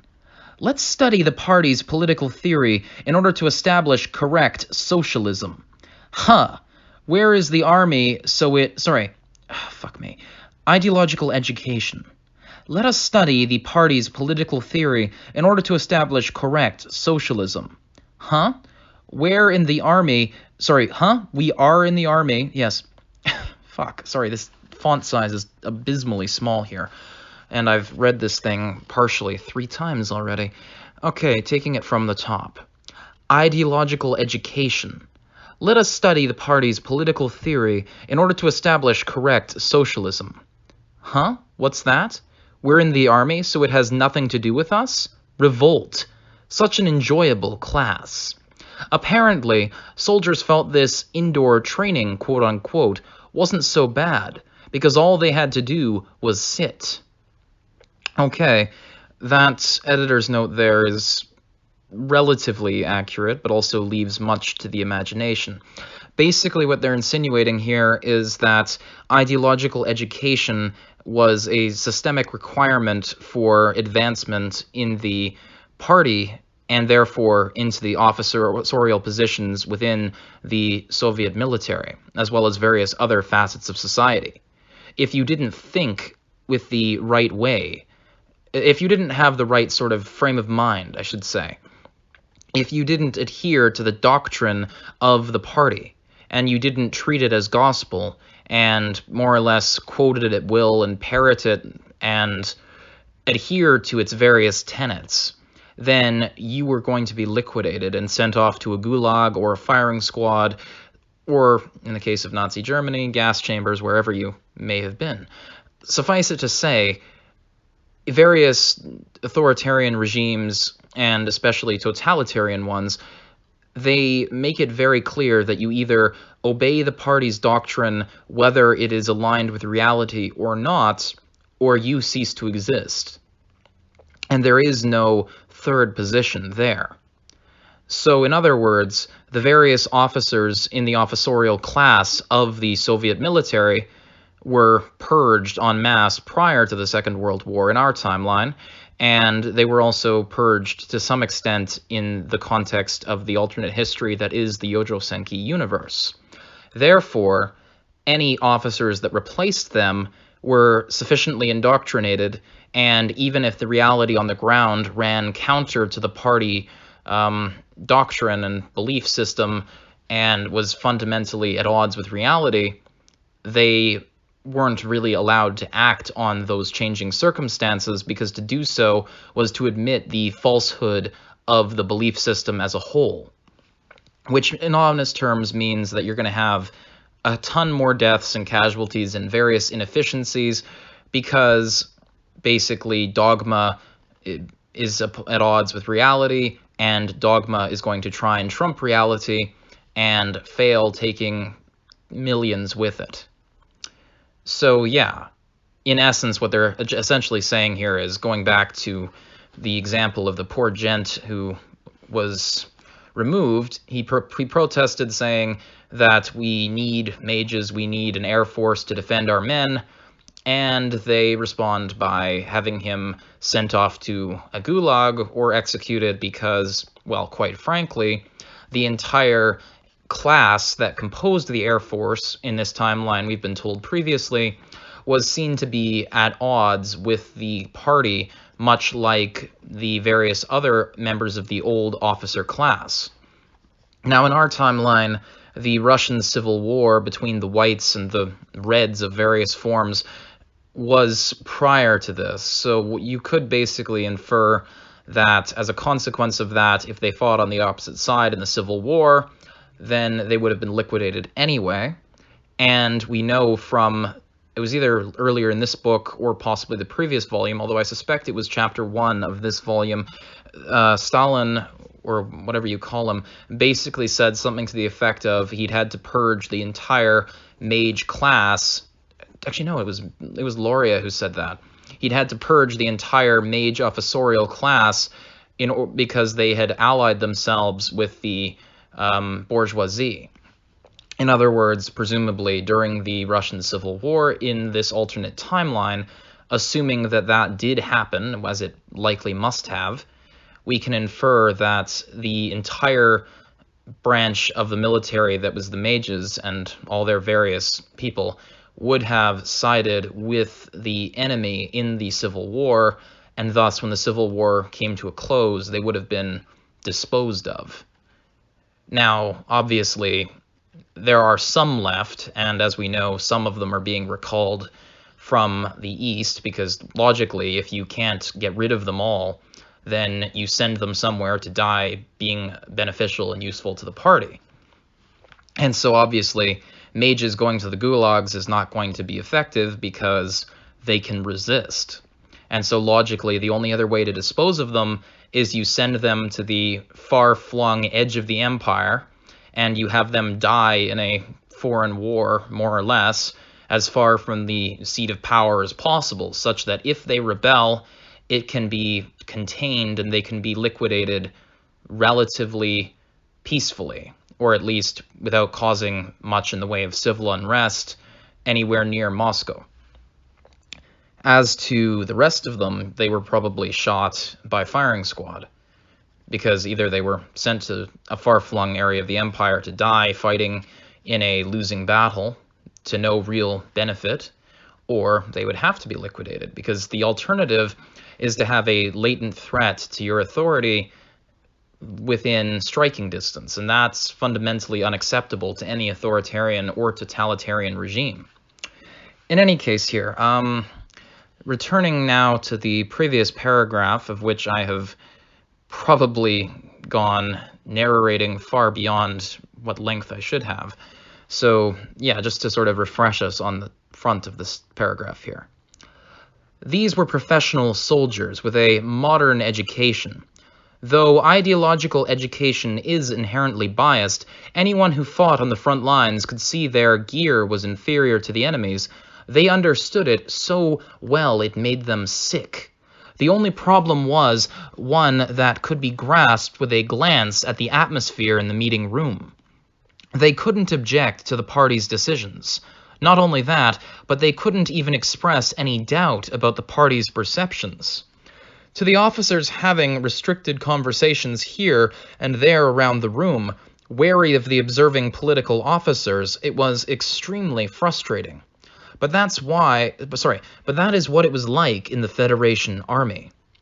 Do the political officers who are left understand the situation? Of course. They may adhere idiotically to the ideology, but how much of an ignoramus would you have to be not to grasp what's going on? If they would just tell us to pull back, if they would just tell us not to chase too far and hold fast instead. The Imperial Army's retreat, like when they beat the Republic, should probably be viewed as a tactical retreat. On that point, all the generals agreed. To them, one look at the map made it undeniably clear.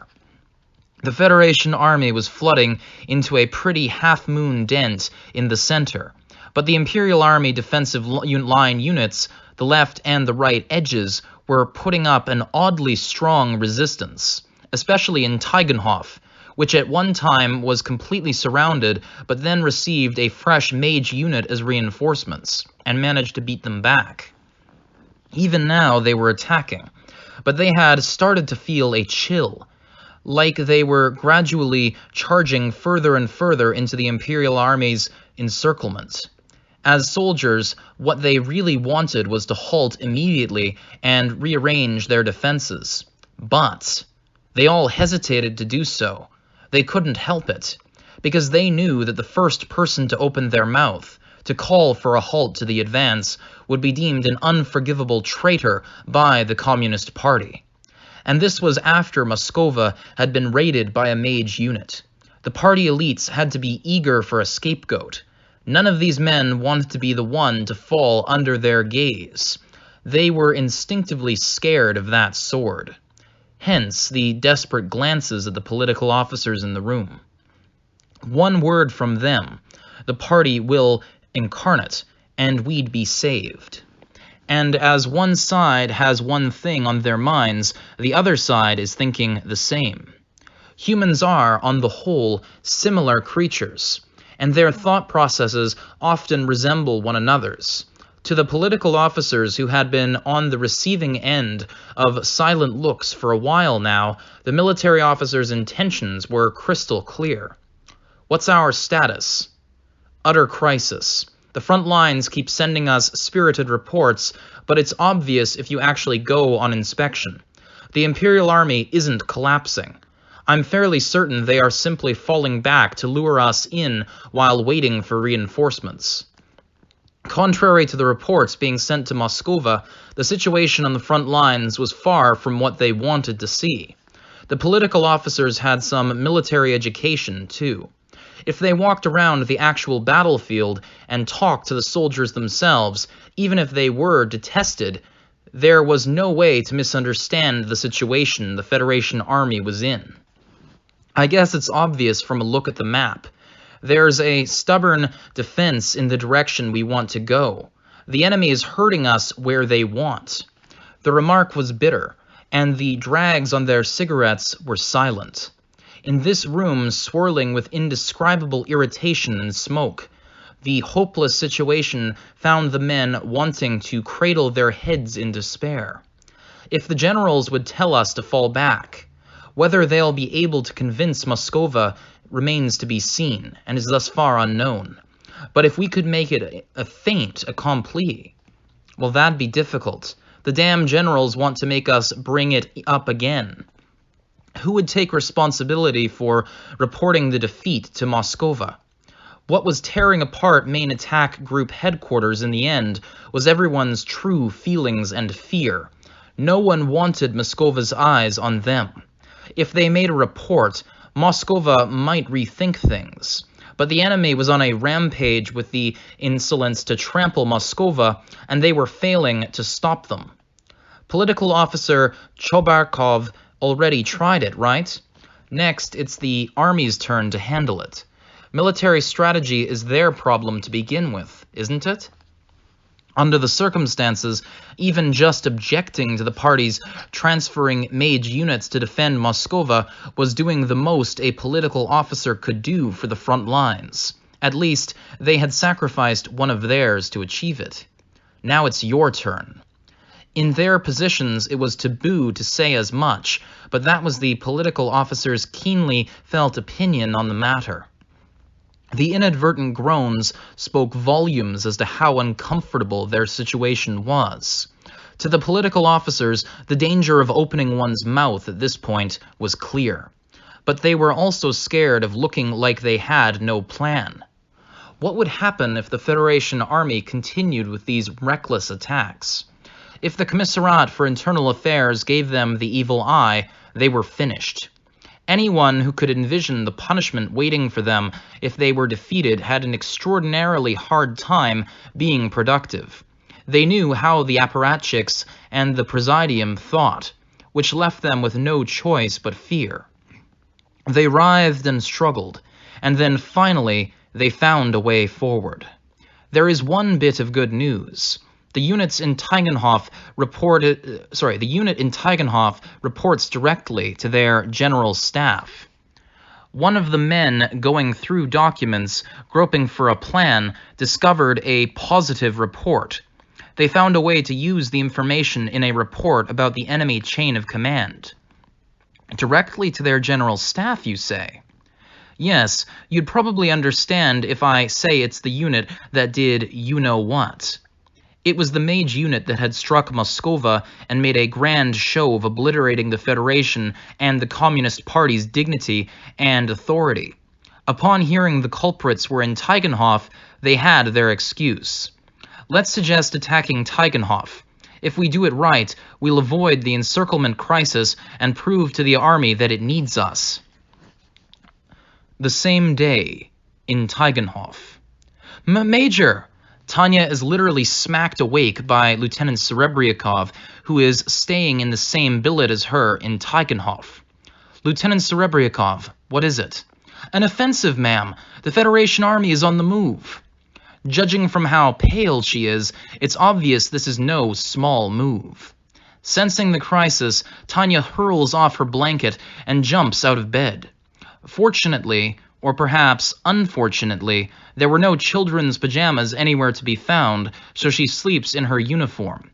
Her low blood pressure upon waking is annoying, but she has no time to fret about things like that just now. Swallowing her cold coffee, Tanya asks some questions to get a sense of their situation.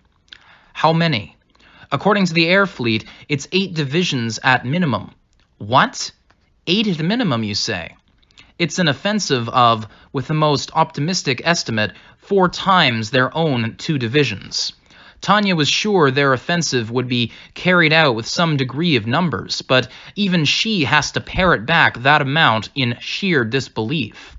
That's way too many. She doubts the veracity of the reconnaissance plane's report for a moment, but then shakes her head. No. A major offensive. If they send that many troops our way at this point, they can certainly protect their flanks, but have they seen through our maneuver plans? If the enemy is changing up their movements, there must be a reason for it.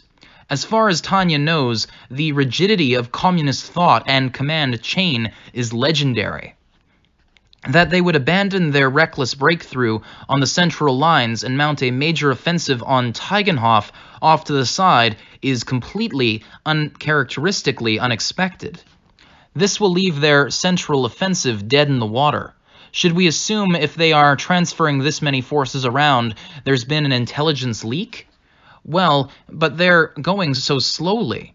They must have figured out what we're doing and are moving in response. Anyone can guess that the Imperial Army's aim to surround and annihilate the Federation Army is a maneuver battle. Traditionally, the General Staff can be considered believers in commie, that is, disciples of the double envelopment. It's only reasonable, then, that the Federation Army is on guard against it. Commie was a battle, I believe, I don't know the details of it, but they mentioned it in the anime, and it basically was referenced as a part of the inspiration for the encirclement on the French front, the Republican front. Of course, in our timeline, I don't know all the details thereof offhand, but I'll look it up later. In any case, it's only reasonable then that the Federation Army is on guard against it. Even if there was a leak, Tanya's suggestion of maneuvers with Tegenhof as the base was only just adopted. They must have sensed they were in danger of being surrounded.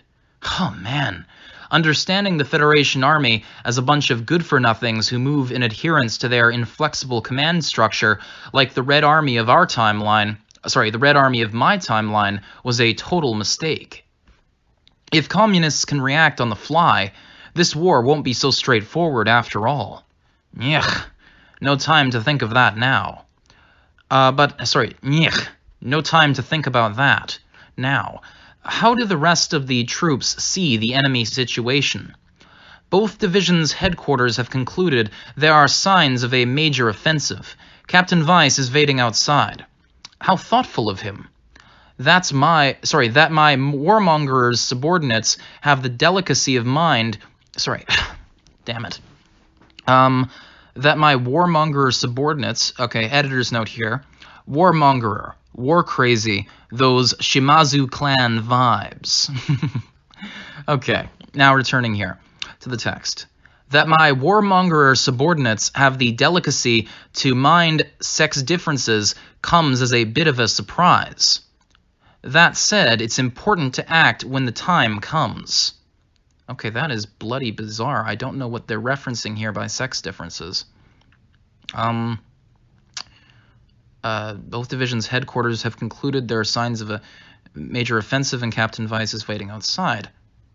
What the hell does Tanya being a girl have to do with this? Are they insinuating that they know she takes a long time to get ready or something? Again, that joke didn't translate well. I think they're inferring that it's thoughtful of Weiss to get the troops ready in advance on the assumption that Tanya is going to take a while to prep for the mission, but I don't know. I think that's supposed to be a joke and it just didn't translate properly. Anyway, picking up from the top of the paragraph here.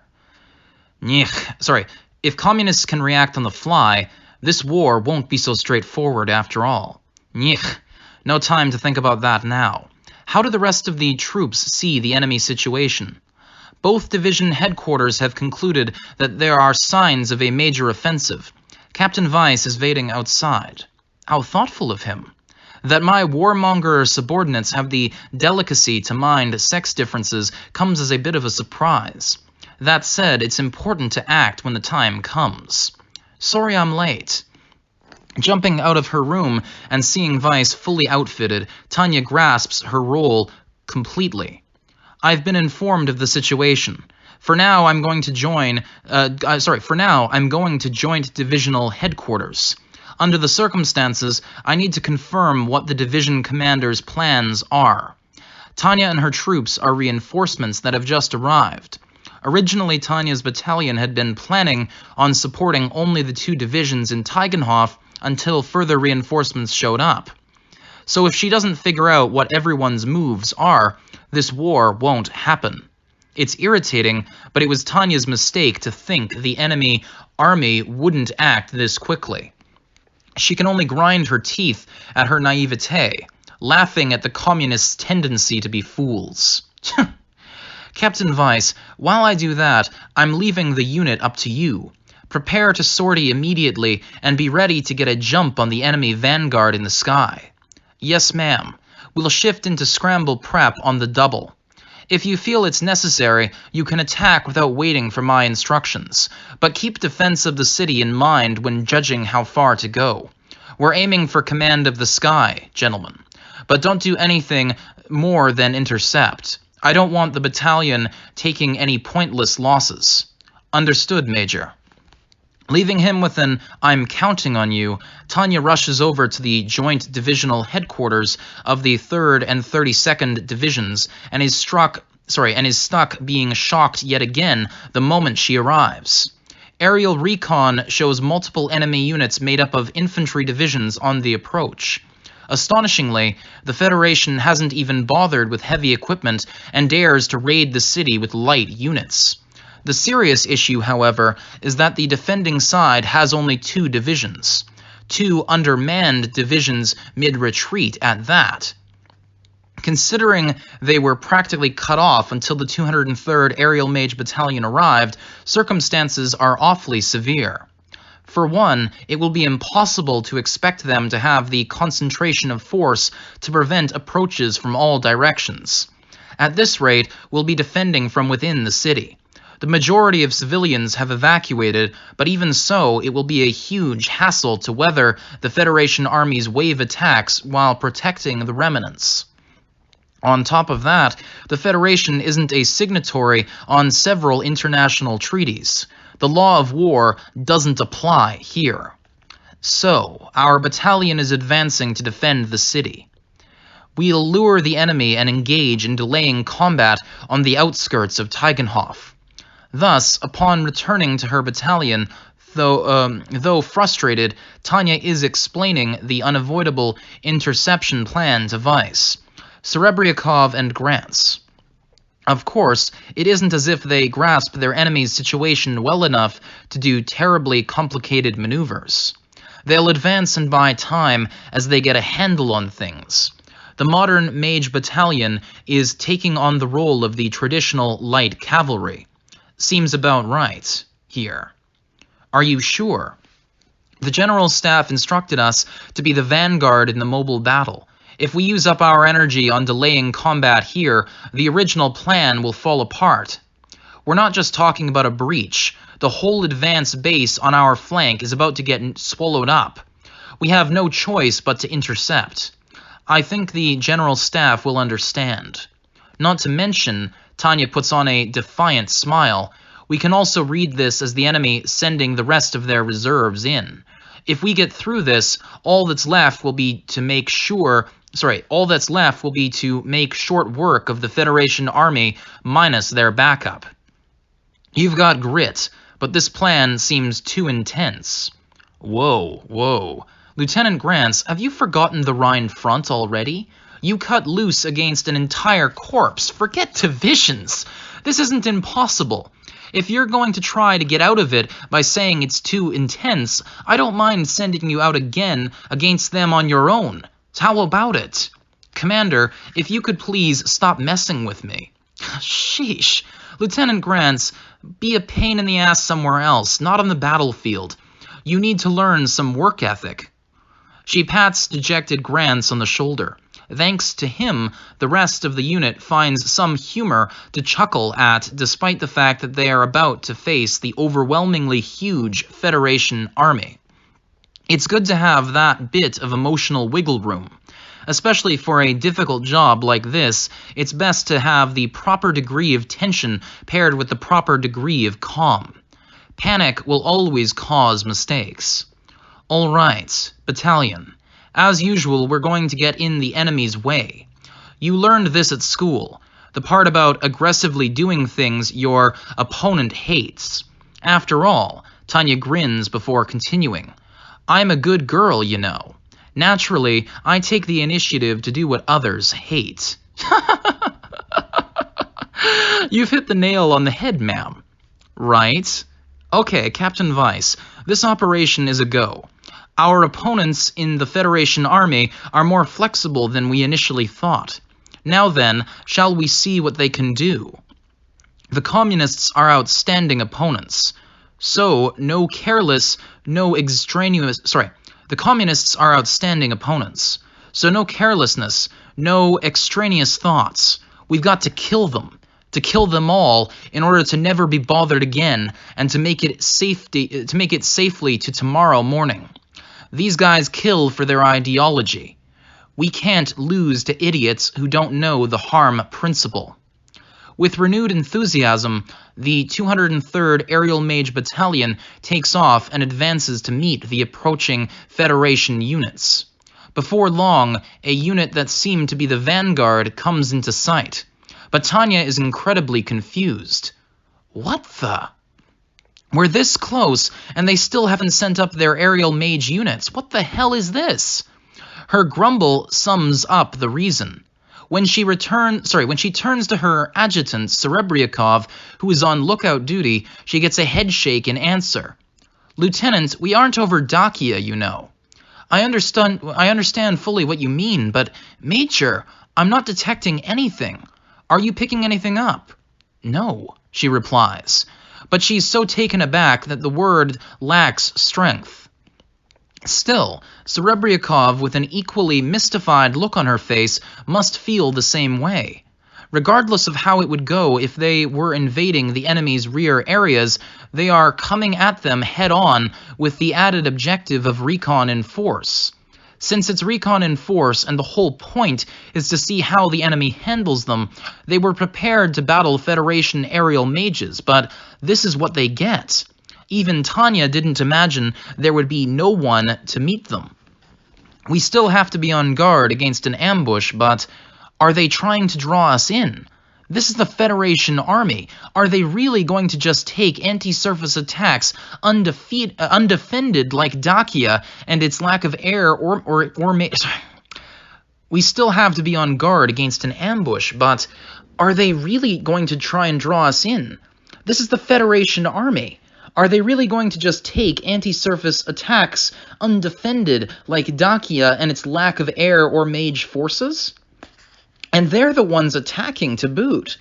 Tanya figured that given their meager heavy artillery, they would throw in all the air and mage forces they had to make up for it. That's how you would usually do it, and without control of the skies, this fight would be a one-sided massacre. The whole reason Tanya decided to engage and sound out their strength was to figure out the scale and determination of their enemy forces. But this is such a waste. Even if they were to try to discern how the enemy is thinking, or if Tanya were to make her own judgments, no contact with enemy mages is potentially fatal to either objective. There's no way to predict their tactics now. We're flying here right out in the open, by God. If we're not being intercepted, then stay on your guard for ambushes and ready anti-surface attacks. Let's rule out the possibility of any enemy lying in wait. All we can do is strike, cautiously but unhesitatingly. Tanya considers a number of ways to deal with potential enemies and prepares herself to respond whether they are present or not. This is Fairy 01 with a notice for the battalion. Ready anti-surface attacks by company. Don't forget to watch your flanks. Support one another and keep a sharp eye on the air around you. This is sort of like playing dual hammer whack-a-mole with one hand tied behind your back. Here we go. Tanya shouts and waves the hand holding her rifle to signal everyone to be ready to charge. Assume strike formation. Company members, follow me. The calmly gathered unit begins a steep dive on her orders. In preparation for the most dangerous part, namely withdrawing after the descent, Tanya has her unit behind her, essentially a wall of meat. Having the commander go out front is great. Tanya laughs at her as her altitude plummets, and when she reaches point-blank range, where she can see her enemy's eyes, she seizes the chance she's been waiting for. The panicking enemy land army's return fire is limited, so it's easy for her to pick out the commander by watching the confused soldiers below. Her company's members line up their gleaming barrels, wondering when they can fire their formula bullets. Now? Now? And Tanya's voice booms as if she's delivering a message from on high in heaven. On me. Manifest your explosive formulas. Anti-surface attack. Now. She computes the formula with her Type 97 and manifests it at the appropriate coordinates. Loosed with perfect timing, the formula flies true, into the middle of the enemy infantry, literally blowing away an area that had just barely been maintaining discipline. Tanya's formula flashes and bangs, followed by a chain of explosion formulas fired by her company that pour down with model, you could even say quintessential, destiny. Given the secondary explosions and the flying shrapnel, she doesn't need to ask the observing escorts to know that they've gotten some results. The enemies are crushed all too easily. Soldiers flee in a panic on the ground, just like the Dacian soldiers who broke ranks and ran before. It really takes me back to that one-sided game in the Dacia. But there, Tanya exercises self-restraint and shouts over the wireless that it's time to pull out. Withdraw, withdraw. 08 to 01, their anti-air fire is limited, requesting permission for a second strike. Denied, 08. We're not here to increase our gains. Prepare to withdraw. A proposal from her subordinate to achieve more comes flying in over the wireless. It's not bad to bask in the joy of kicking commie ass in combat. But the battlefield wasn't made for the pursuit of individual happiness. Major? Let's hit them as much as we can. We should attack again. I understand how they feel, but we can't go mixing up our objective and our method. Tanya has the wherewithal for a wry grin. For whatever reason, the members of the 203rd Aerial Mage Battalion really are warmongers at heart.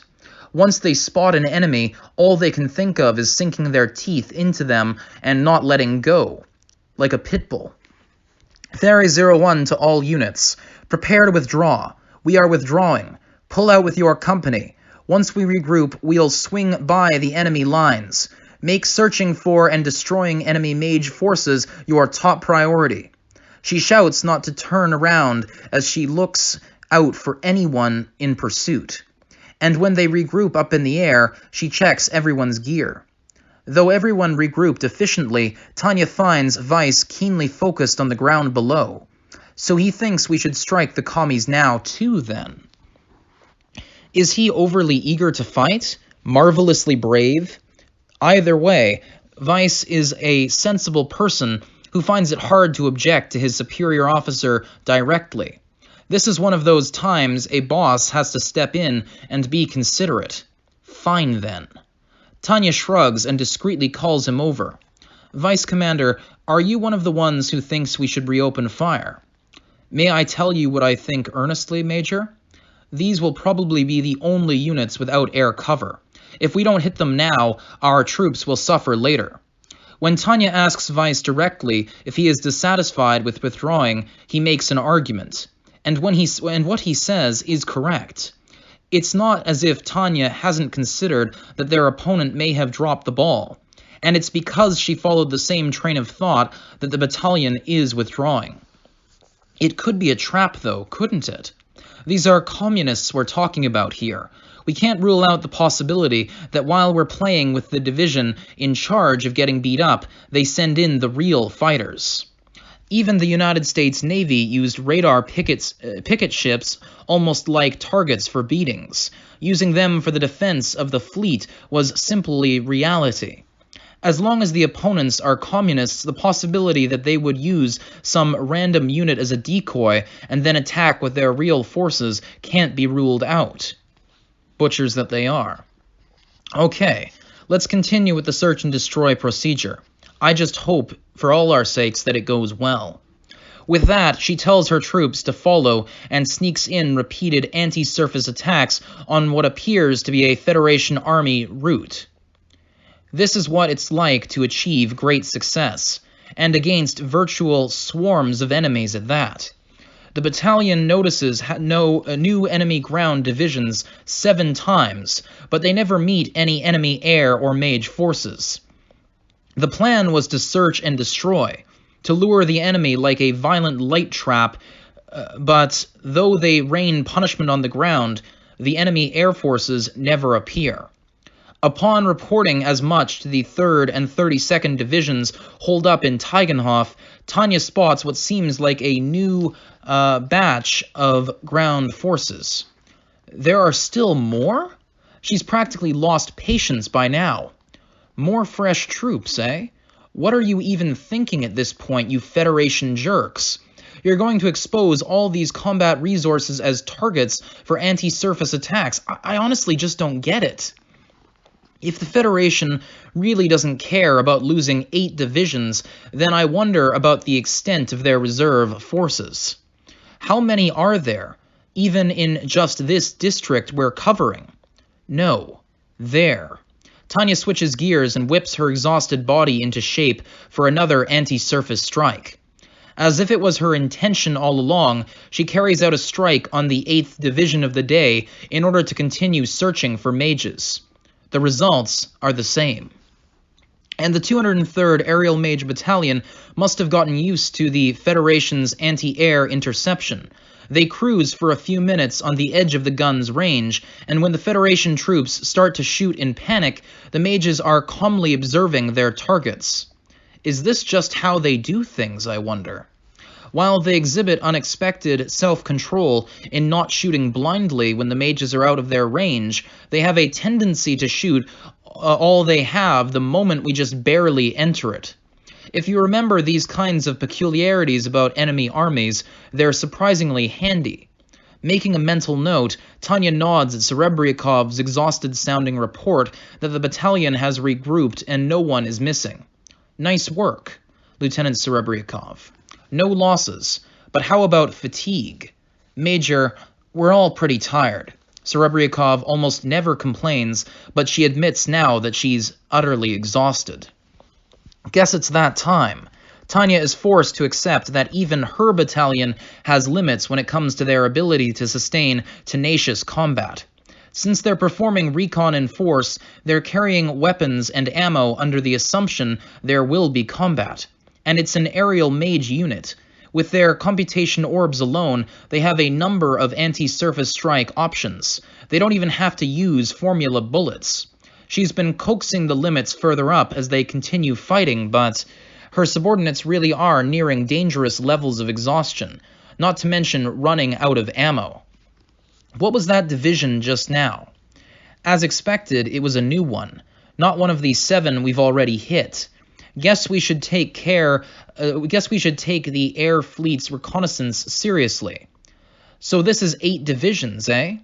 Talking with Serebryakov and facing the truth that the estimate of 8 divisions can't go any lower, Tanya, being Tanya, still has to murmur, I just don't get it. though. I wonder where their air forces are. The question's giving me a headache. I beg your pardon, Major, but if they haven't come out after we've attacked them this much, then maybe, just maybe, there aren't any here. Serebryakov's remark leaves Tanya dazed for a moment. The Federation army has no aerial mage forces? She laughs it off as impossible. But Lieutenant Serebryakov, that simply can't be true. They're the ones who went on the offensive after all. And besides, Tanya continues to explain, unlike the pre-modern Dacian army, the Federation army may be communist, but the Federation still manages to count as a major power on the world stage. Regardless of the quality, it does employ aerial forces, and there have been reports from various units that they were fairly tough. Have you read the combat reports from the air fleet deployed in the east? They say they're currently battling it out for air superiority with Federation air forces, including mage units. Yes, Major, but that means the Federation army should understand the importance of air superiority. That's true, Tanya nods. Though the war is going in their favor, she hears that the aerial battles are difficult. After all, many of the Imperial mages are stationed at important points in the west, having a staring contest with the Commonwealth. Not that there are so few in the east, but having to deal with the entire Federation army head-on is intense. They've left us alone all this time. I mean, I tried to think of various perspectives the Federation might have, but I can't come up with any reasons for this besides an absence of forces. That makes sense, but no, you're right. In that case, I guess I misread the situation. Tanya regrets having such generous expectations of the enemy. Instead of worrying about searching, we should have concentrated our efforts on anti-surface strikes.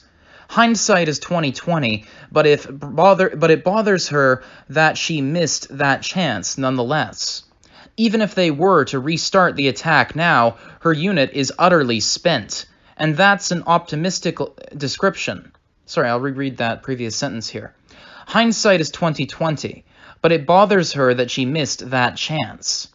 Even if they were to restart the attack now, her unit is utterly spent, and that's an optimistic description. If she pushes them too hard, they won't be able to exhibit their full capabilities, even if restarting is possible.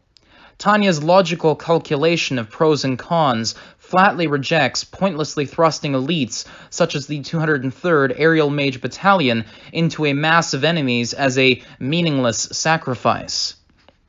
It's a terrible shame, really, but they need rest and supplies. We'll withdraw for now. Ask Tigenhoff for rest and resupply. We'll leave the job of attacking the ground forces to another mage unit. Oh, Tanya continues. Tell Major Hoffen of the 213th Mage Battalion we decline his offer of drinks, at least for now. Serebryakov, wincing, and Grants, looking disappointed, acknowledge the orders. Grants seems to really have a thing for booze. That's no good, muses Tanya.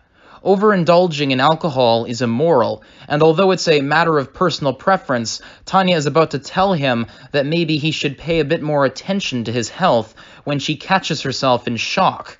Was I about to interfere with someone's personal freedoms? And on dubious moral grounds at that? How dare I? March 29th. Unified Year 1926. Imperial Army General Staff Office.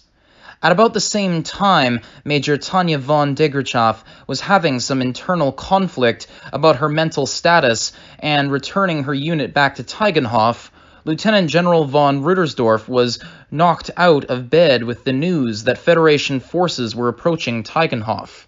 The following report, that the 203rd Aerial Mage Battalion had intercepted and had its way with them, made him smile gleefully.